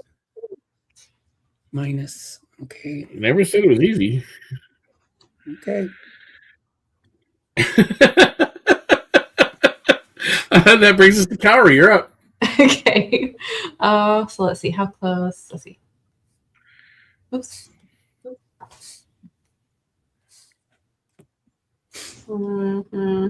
Okay. So I'm gonna do. Let's see, how far am I? 5, 10, 15 feet away ish from the one next to me, or one next to Valor. 10 feet. 10. Okay. I'm going to use one of my boot daggers and try and throw it at him. Okay. Roll it. Oh my god. Oh my God. Roll damage. Well, That thing hit the side of that thing and came at me. Oh my God. just bounces off. 9 damage? Valor, take 9. Piercing. Oh, I knew that. As a dagger strikes you in your side. Yeah. Sorry, buddy. Oh, the thing's slippery. Didn't get all the slime off of it when I went in water. I mean, the humidity is so thick here. Like, you guys are covered in a like a veil of sweat. It's icky here, and we've all been in the water as well. So, or some of you have anyway. That brings us to the top of the round. That brings us to Fade. Back to you. Okay, so this creature's a little closer to her now. So Oh yeah, he's right beside you.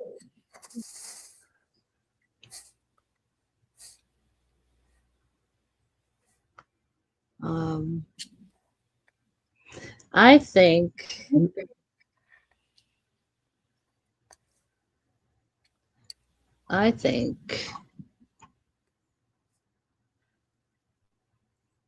I want to. That's my action. That would be a bonus action. It's already a bonus action.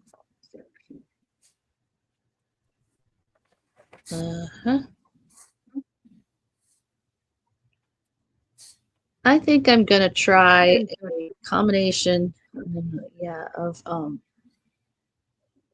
of shocking grasp it, and then a bonus action to vain step away. Okay. Yeah, you can do that. Okay, so shocking grasp says melee spell attack. Yeah, you're actually reaching to touch it. What you're doing. That is an 18. That hits. Okay. So, oh gosh. Half my damage written down for shocking grasp. Sorry.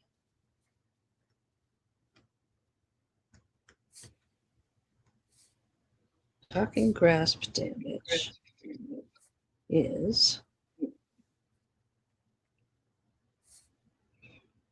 lightning 2d8. So that's 7 points of damage. Did you hear that? 7 points of lightning damage? Yep. Okay. And then bonus action to vein step. And I guess I'll go back up top. 1, 2, 10, 15, 20, 25, 30. I'll go like right there. Okay? Okay. Okay. Excellent. And that brings us to, oh, actually, no, I didn't do me. Didn't do this guy. I'll do him now. As he's trying to chomp on Valor again. 14 With his gaping wound from my dagger. 14 plus 21 to hit. Yeah. Okay, so he's chomped you again.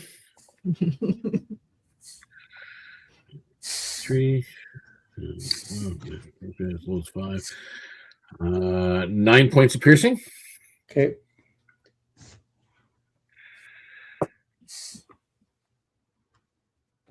Oh, to start hurt. Oh. Okay, that is on his round. Now we're going to go to Zahir. That's you. Valor, you're on deck. Mm-hmm. I'm going to move around 15 feet, and I will cast Defensive Anchor, where I create difficult terrain via Earthshaker stance. Okay. Enemies must fight through slowed ground. All right, so it now actually has difficult terrain effect on it. It didn't have it before, but now it does. You Fade, you're closest to him. You see this desert elf kind of take this weird stance, and you see the water ripple suddenly, and bubbles start to come up around the beast that's in the muck. But that's all you notice at this point.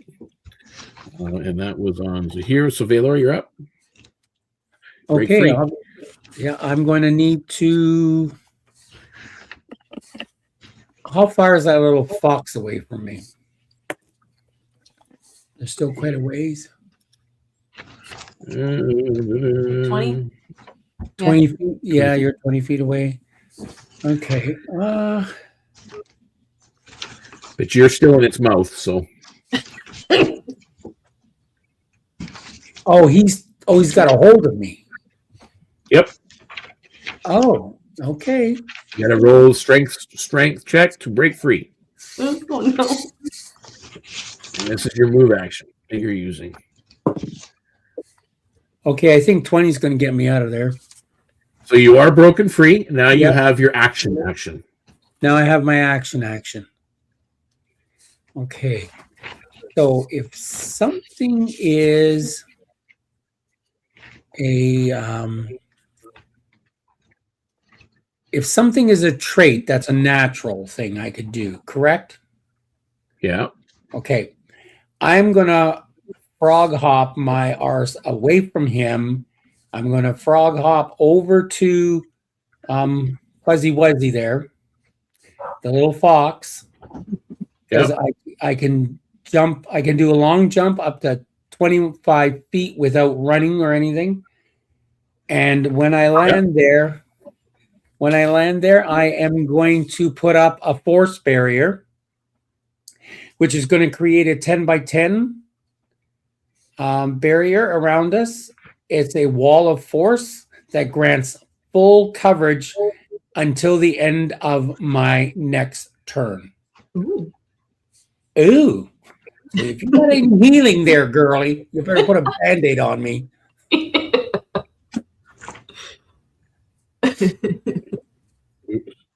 And that is 3 PPs. I didn't do great.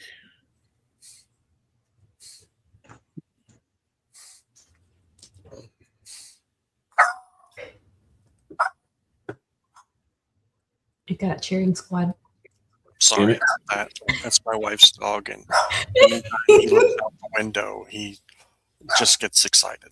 That's okay. I love it. All right. There's a barrier around the two of you. Nice. Okay. I just wanted to make sure I put that in there. And that was on, that's Valor. Now, you did do the hop. However, it still does get an opportunity attack with its tail slam. Oh, gosh. And it misses. Go ahead, because I got a barrier up. Go ahead. Well, this is before your barrier went up. This is before you even landed. He tried to hit you as you jumped away. Rude. Yeah, but he missed. Okay. That was on 14, or 12, sorry. And Cowrie, you're next. Okay. So I'm not going to do anything. You can retrieve your dagger out of Valor's arm. Yeah, I think I'm going to use all my action to withdraw my weapon out of Valor and then try to like help patch him up with whatever like extra cloaking I have. I can try and like tourniquet or patch him up. Yeah, okay. So you bandage him up, so not to worry. So that's your action. That'll be my action. Okay, not a problem. So we're going to the top of the round. That this time is me, and he just went, but he doesn't know you have a barrier around you. Nope. So what does that barrier do exactly? It grants full cover until the next my next turn. So it gives you +4 to your armor class, I believe. I don't know. All it says is grants full cover. Full cover. That's it. Partial cover is +2. I think full cover is +4. So that's adding to your armor class. So which one of the two of you is it going to try to bite? Cowrie. It's trying to chomp on you. That's rude. Hello. Now keep in mind, you get a +4 to your armor class. And it only rolled a 15 to hit.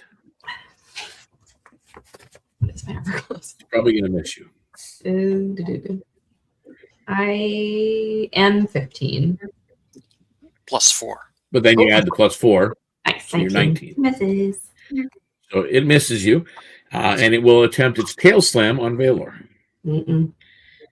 It's a 14 + 7 is 21.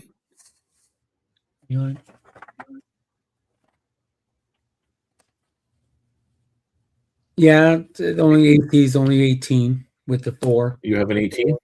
Yeah. So it does hit you with its tail slam.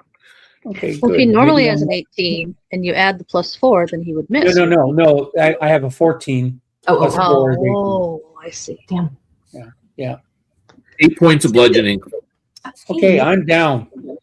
Oh, no. Yeah. That's why you never split the party up. I'm just looking for something here, guys. Well, we're not exactly Give me a split. minute. We just have two groups, two monsters. You go. We'll divided by a nasty bog. Nasty. Dun, dun, dun. Okay. That was at the top of the round, and we're at Fade. Fade, you're up. Come on, Fade. How is the one that we've been fighting, Zahir and I've been fighting, looking? Is it looking bloody? Nope. Oh boy. It's How about hurt. How about the one over there by Valor? It's looking better than the one you're fighting. Oh boy. Well, I'll try to finish this one off.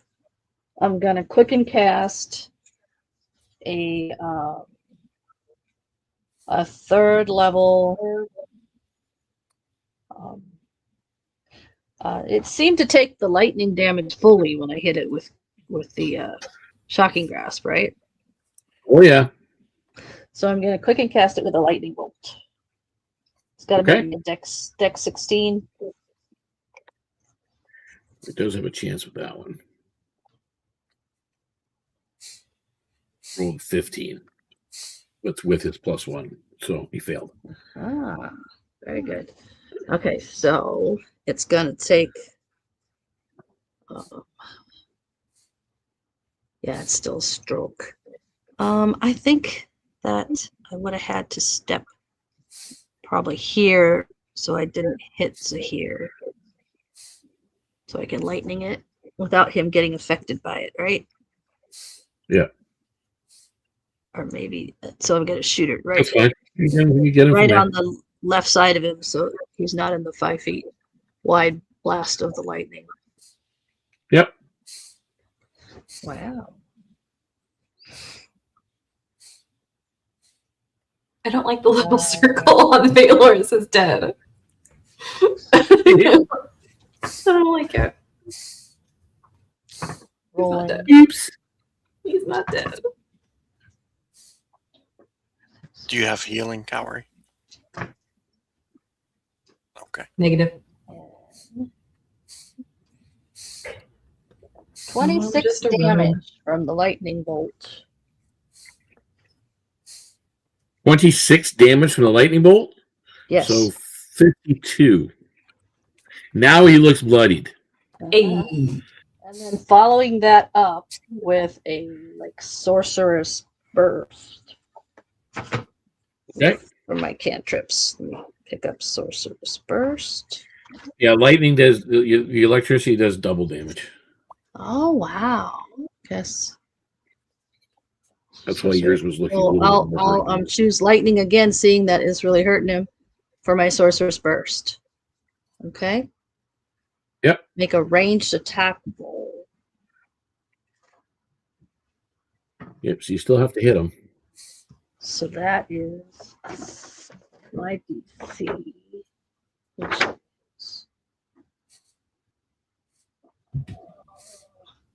So that is a 17 to hit. That hits. Okay. So Yeah. and I'm doing that at level 3. He's all hurt. So 2d8. Wait a minute. Give me some damage. Oh, I can't. The damage is 2d8. Okay. Yeah, I can't do that. Sorry. Momentary brain fart there. So that is 13 more points of damage lightning from the sorcerer's burst. 13, and then double that to 26.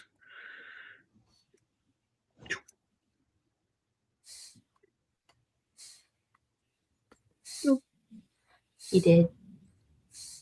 He did. Nice. Yay! All of a sudden, she moves over there and does this complete big stroke of lightning and follows it up with a blast that just shoots lightning. Yeah, it's like Down lightning. goes. A lightning bolt comes out of her right hand, and then all of a sudden she does kind of like an underhand swing with her left, and another bolt of lightning shoots out. Another ball of lightning. a ball of little ching hits it. So it kind of crumples down into the muck as it goes. So here you're up, and Valor, you're on deck. Okay. Go help them over there. Valor, you're gotta roll for you. Hey, It's a difficult terrain to get to the grass or to the edge. Once you're on the grass, you're fine. Okay. So then I will main action dash.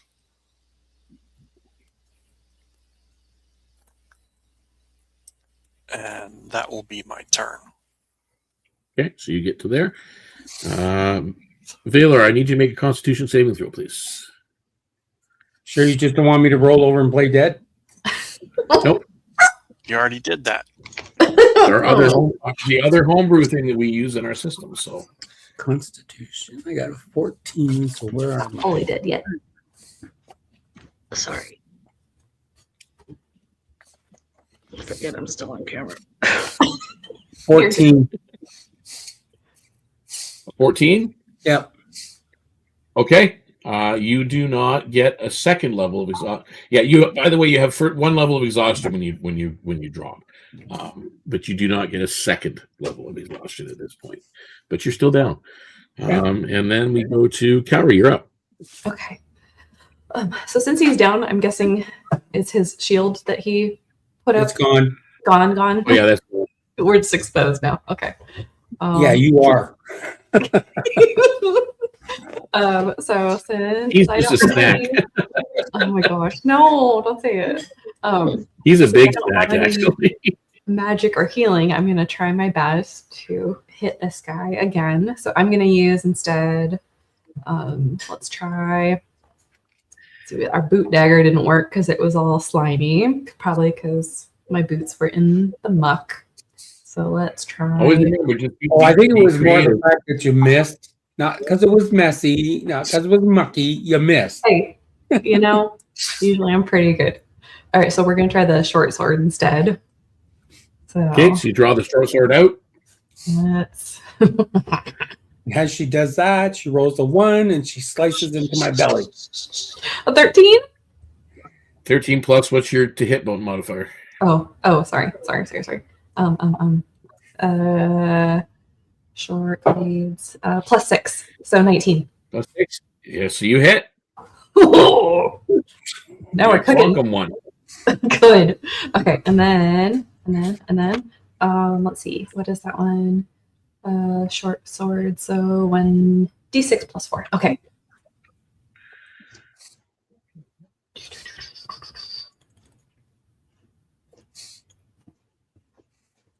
And then 7 points damage. Okay, raises 2.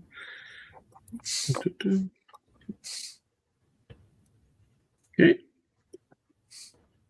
Damaged him, which is good. And now that takes us to top of the round. Oh, that's him. Well, you're the only one that's still mobile. Bonus action, like lay on top of me. Body shield. That is a 15 to hit. Oof. Did it get you? Me? Yeah. I'm 15. So it beats it. He did get you. And he is going to chomp down on you. I'm chomping. 10 points of piercing. Okay. And you are grappled. Yep. Okay. Once again. And these are compounding, right? So whatever I took in damage previously from the same encounter. Yeah, you're still you're getting even more damaged. So. Okay, got it. All right. Okay. So that he has you there, and that's all he can do. That now brings us to Fade. All right.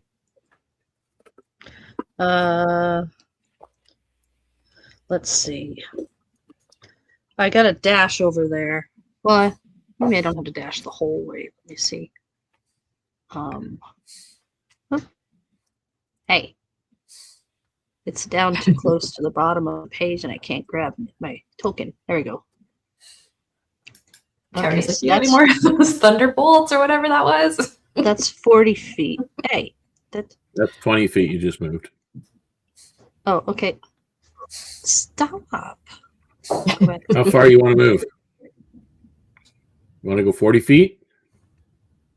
30. This 30 is like is here? 30 feet? Yep. That's 30 feet. Yeah. Okay. And that still puts you 40 so feet. Anything within 50 feet I can hit? Yep. Okay, so that means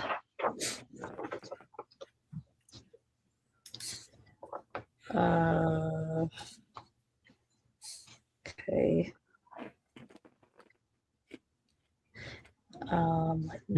Yeah, I've got one more level 3.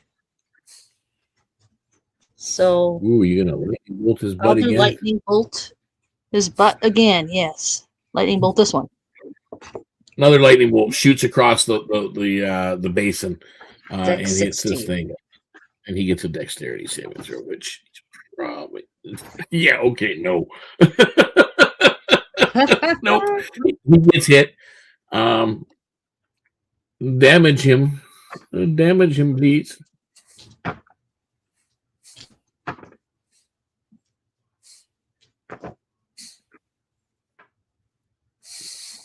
So that is 10,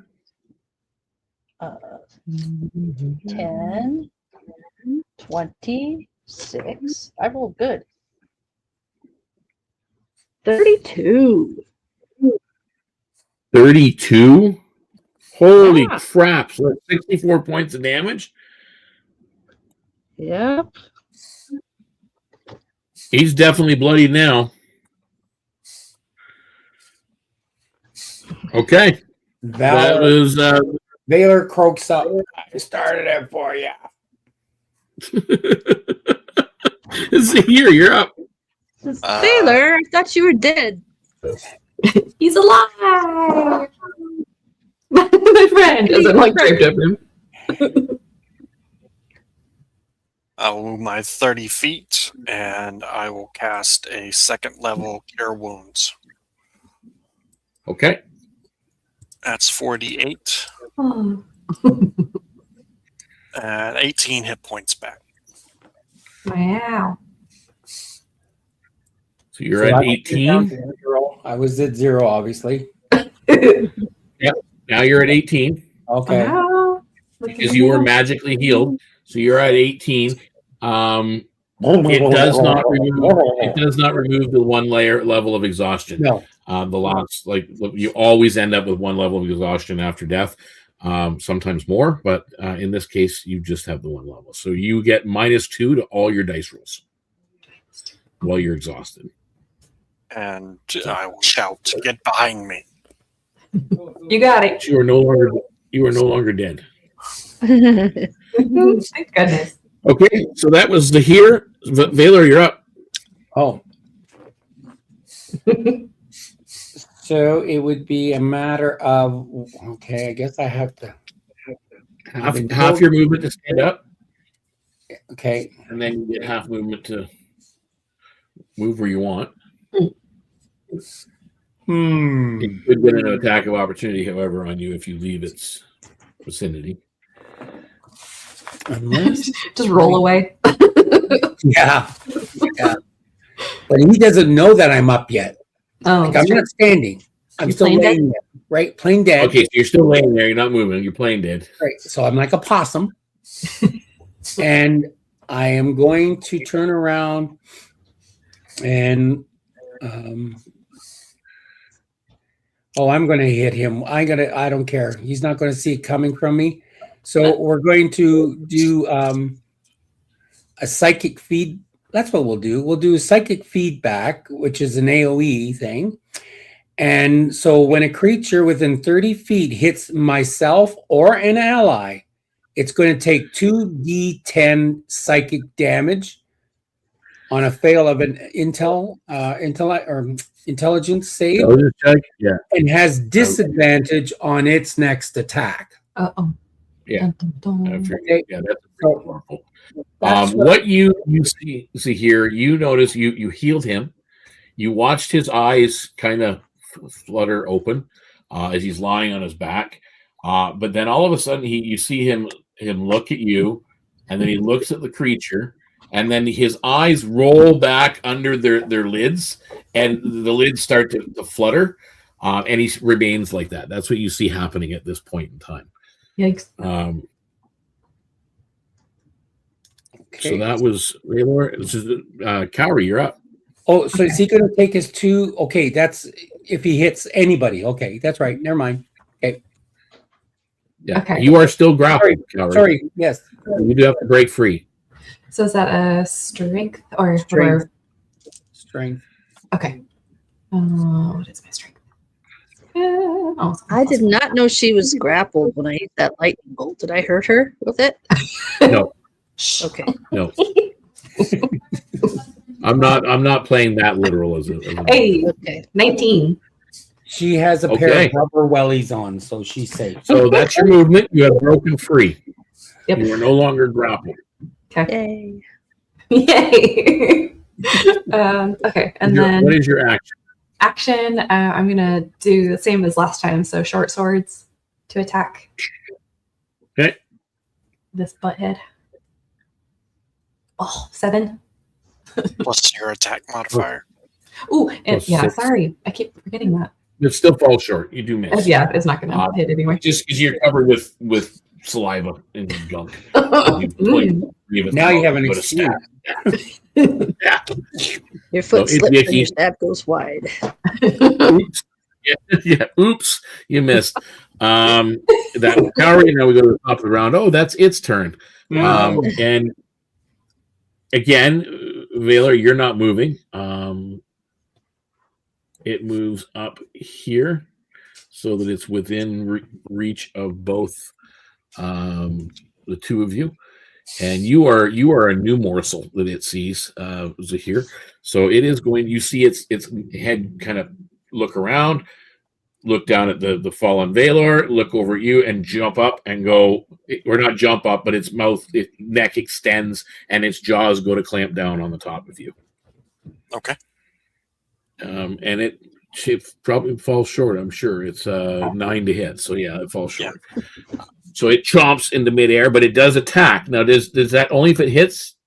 Dave? It just says when a creature within 30 feet of myself or an ally, it takes that's all it says. When a creature within 30 feet hits you or an ally, so it hits. It has to hit, so it doesn't hit. Okay. So that was on its bite. Now it's going to try and hit Cowrie though with its tail slap. Okay, well then he's going to get it. And that's probably going to hit because that is a 21 to hit. Yes. Okay. This might hurt.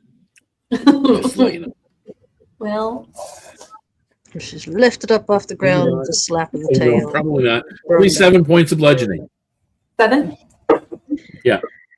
Okay, I am down. However, now it did hit Dave. Okay, now I'm going to hit him with this. And he failed his saving throw. Okay, so that's what, 14? Yep. And then for added bonus? No, that's for this thing. And I can't do that. Okay. Oh, that finally is ours. Good. You see, as it tail slaps Cowrie, you see all of a sudden its eyes bulge wide to the point it looks like they're going to explode out of their sockets, and you see a trickle of like a blackish red ooze coming from the corner of its eyes, and then it collapses to the muck.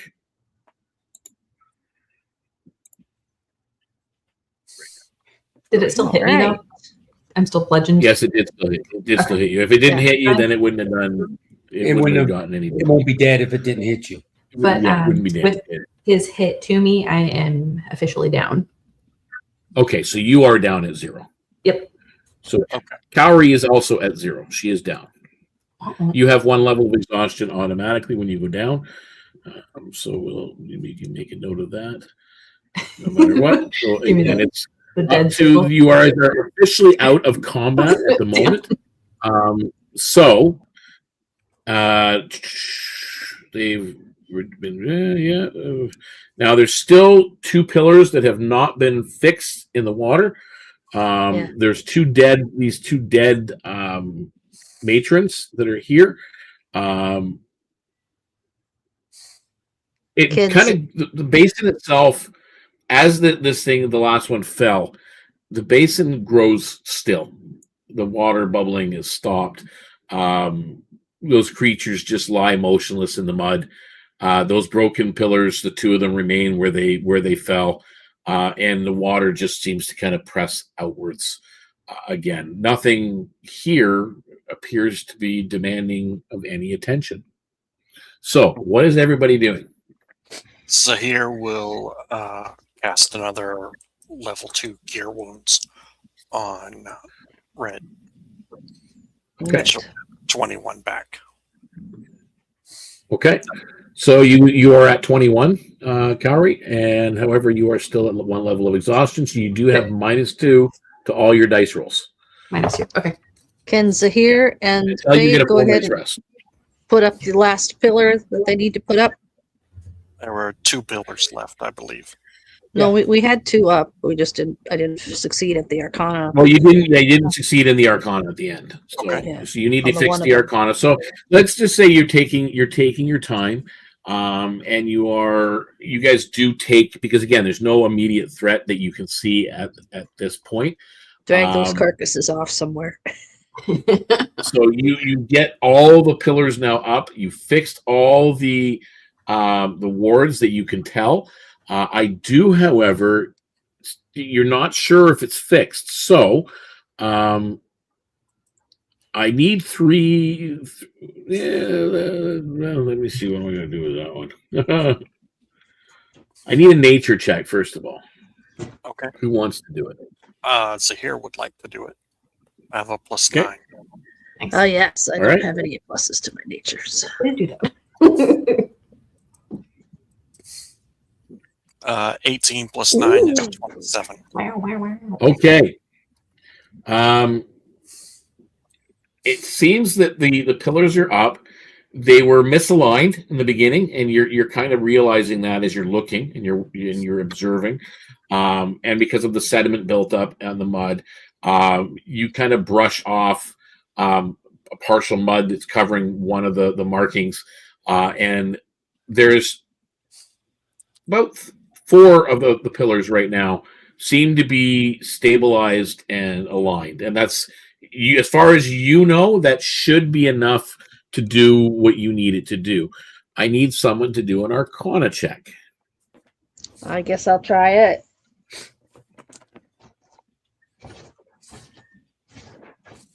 Arcana +3. Rolling. Ooh, I rolled a 17, so that's a dirty 20. Nice. Okay. You determine that the wards they are starting to work. Whether or not they're working correctly, you're not 100% sure, but you do sense there's magic happening. These wards were meant to redirect the pressure of the water gradually, not to dam it or to stop it or block it completely, but just to kind of redirect it to ease the tensions that you can tell. I need an investigation check. Cowrie or Valor, you guys want to try that? Yeah, I'll try it, but we got to take -2. You said from it. Yeah, each of us have -2. Yeah, be -2, or you can give some one of the two of you can give the other one a help action, which will give them Yes. advantage on the roll. So here, do you have any positives on investigation? No, it's got to be Cowrie or Valor. I see. Oh. I'll give Valor help. Okay. All Well, right, Valor, you get advantage. okay. So I rolled a 16 the first one, and 3 the next one. So we'll take with the 16 -2. That's 14. And you said investigation. Investigation. That's intelligence. My intelligence Yep. scored 12. Okay. So it's still with no bonus on it. So that's still a 14, and that's what you needed. Yeah. It's a 15. 15. That's even better. So you determine as you're investigating, Valor, is they're setting everything in motion, and everything is working. At least you think it is. The sediment patterns in the basin give the appearance that the water once rotated very slowly clockwise.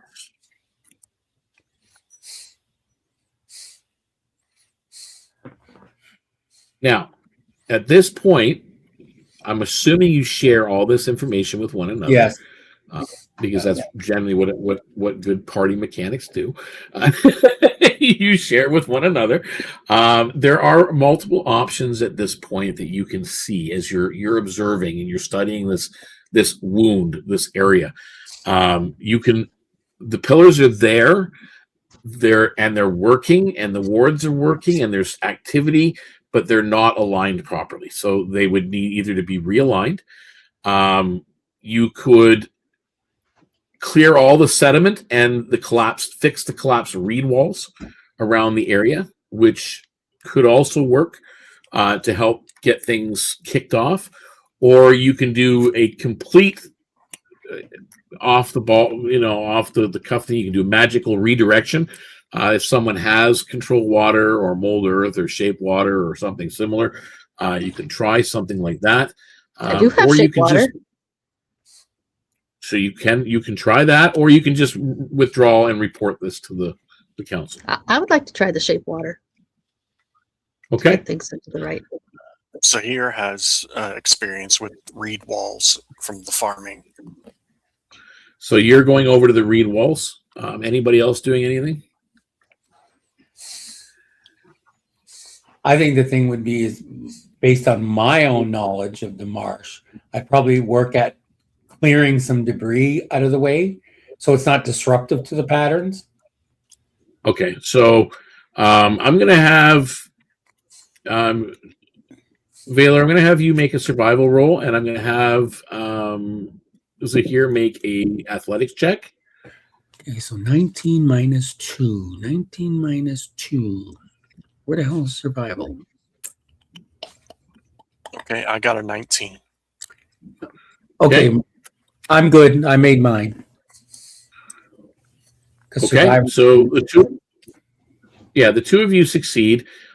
You do see some partial movement beginning in the water in that clockwise direction. Okay. It's a little bit uneven, but it is moving. Fade, you go to cast Shape Water. What? Actually, you're 7th level. It's a cantrip. Okay. And it's a cantrip, though. That's fine.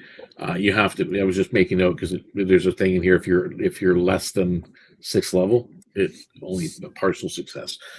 So you are more than that. So you do manage to force the water and move it in such a way without affecting the wards or anything else, and you get the flow to continue its movement.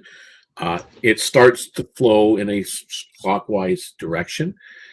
You see water seeping in like it normally has been to this stagnant area, but it doesn't seem to be stagnant any longer. It's almost like it's draining down in the middle. I said Rudy. Yeah, something is sucking it down and cleaning it out as more of the swamp water comes in. You see some gas vents in the distance, kind of let off some gas and some steam.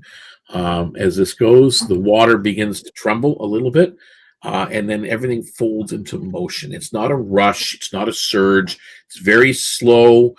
Just begins that rotation and the drain.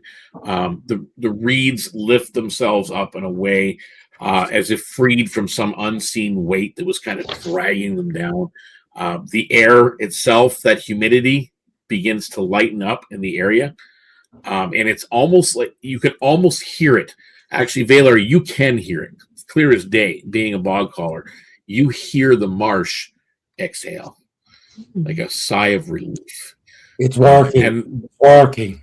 Here, you really don't pick it up yet. Red, not so much either. Fade, you've been here long enough now that you kind of Sense of brightness. Hear it's well, but you actually almost physically hear that from the actual marsh itself. It was heavy. It was neglected. It was all worn down, as you know, and things were not the way they should have been. You guys do manage at this point. Everything's moving. You travel back. If there's anything from these creatures you want, if you know, they're just they're kind of like a cross between a toad and a gator, like some kind of a lizard. But you said they were diseased. Yeah, they don't look very healthy. I mean, but they are a natural creature of the swamp, but these ones did not look very healthy. They were rabid. It's not. Your return doesn't feel safer. It doesn't feel brighter. It's different, though. It feels different. It's easier. Like you don't have that knot in your gut. It's not there. The water brushes past the reeds instead of pressing against them. You get to the spot where there's level boardwalk again, and it creaks as it always has, but the sound doesn't feel strained. You get no thanks from the marsh, but some of you know the marsh remembers.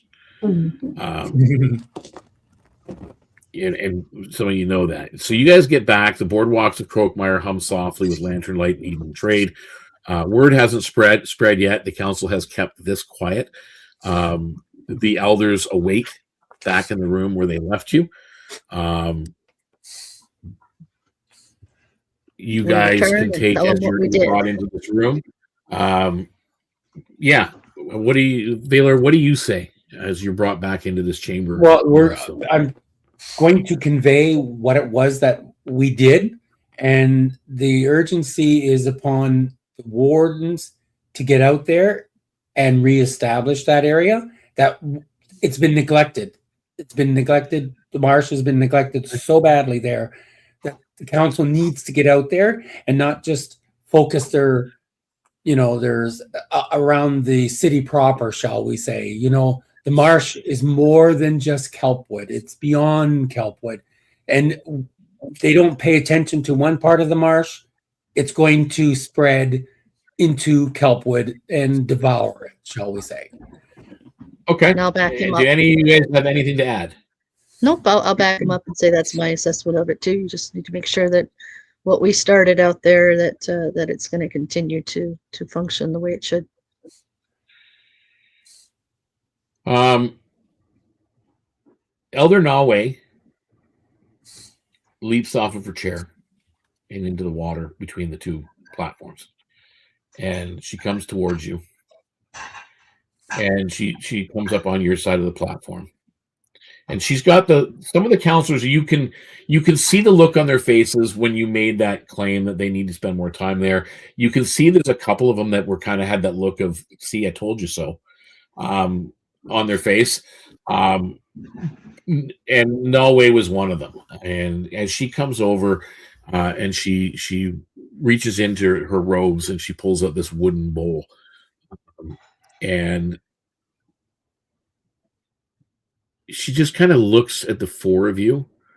She stops on the desert elf a little bit, she shakes her head, really not familiar with why a desert elf is here. But she says to you very simply, you listened.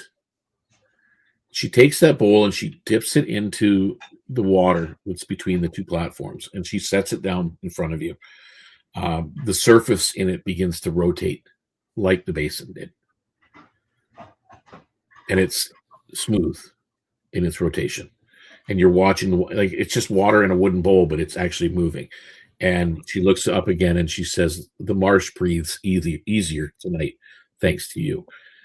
You each receive 100 shell marks bonus for healing the marsh.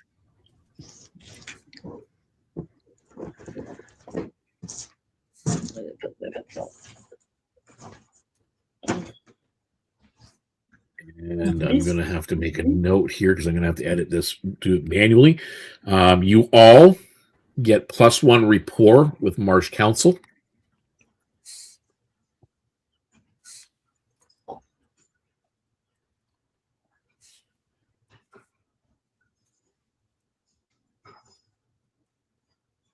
You all get +2 study points in Survival Swamp.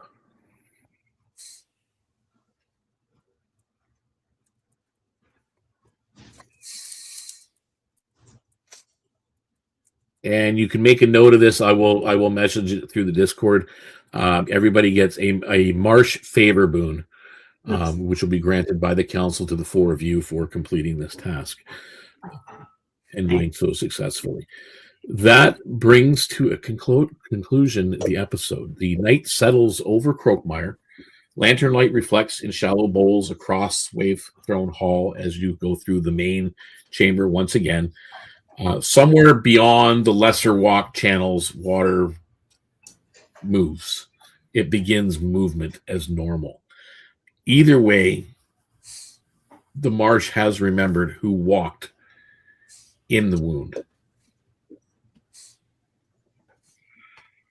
So with that, you guys can each take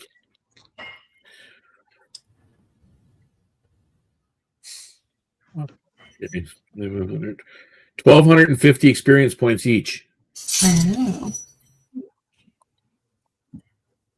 And then the initial shell marks they gave us, you said was 150 before we left. Yeah. Okay. 50, and now they just gave you 100 bonus. Woohoo! We're rich now.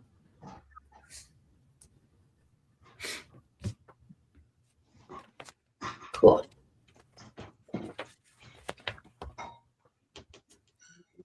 I'm sure we got everything here. So yeah, anyway, thank everybody that has been tuning in and watching live. Thank you for tuning in and watching episode 38 of our mini adventure series. This is the Marsh's Wound. These normally were happening every week. And I really appreciate the regular followers that show up and watch. I appreciate those of you that tune in and find it later on YouTube and watch the stream from there. We really appreciate the viewers and the fans of TTRPGs. Again, I encourage everybody to like, subscribe, follow, hit the bell icon, as well as go to our lnk.bio/DeaconsTable. Check out our socials. Come check out our Discord. Make up a character, a unique character. You can join our play-by-post regular 24/7 campaign that everybody's involved in, or you can just kind of do up a character and have it in the background and be active for events like this. And these are kind of sign up, random, first come, first serve. I look for 4 players, and we get 4 players, and we do a mini adventure. I do regular one-shots as well, and we do have an ongoing campaign that we are currently running on Thursday evenings called Southern Expanse. That Dave Valor is playing another character. He's playing our little birdie folk, and Jenny Fade is also playing a serpent tail in that adventure, as they are members of the pirate crew. They are part of the Scarlet Reaver crew. And what was the name we came up with for you guys again? Storm Reapers. Storm Reaper. Storm Reapers. You guys are the Storm Reapers, the elite force of the Scarlet Reaver. You are the captain's elite guard, which is kind of cool. And join us Thursday nights at 7 o'clock for that. If you've tuned in, stay tuned for Tuesday episodes of the mini adventures, or one-shots are on Saturdays. Join the Discord, become part of the family, because we're just all a bunch of geeks that sit around talking geek speak all the time. We like to have fun. I hope you enjoyed watching with us. We love you guys all very, very much. Everybody's welcome. Everybody's accepted. And until next time, guys, may all your rolls be critical, not just a 20, also that 1, because of 1, well, it can be just as much fun, right, Valor? Yeah. Yeah. Anyway, bye for now, everybody. Thanks for tuning in. Ciao.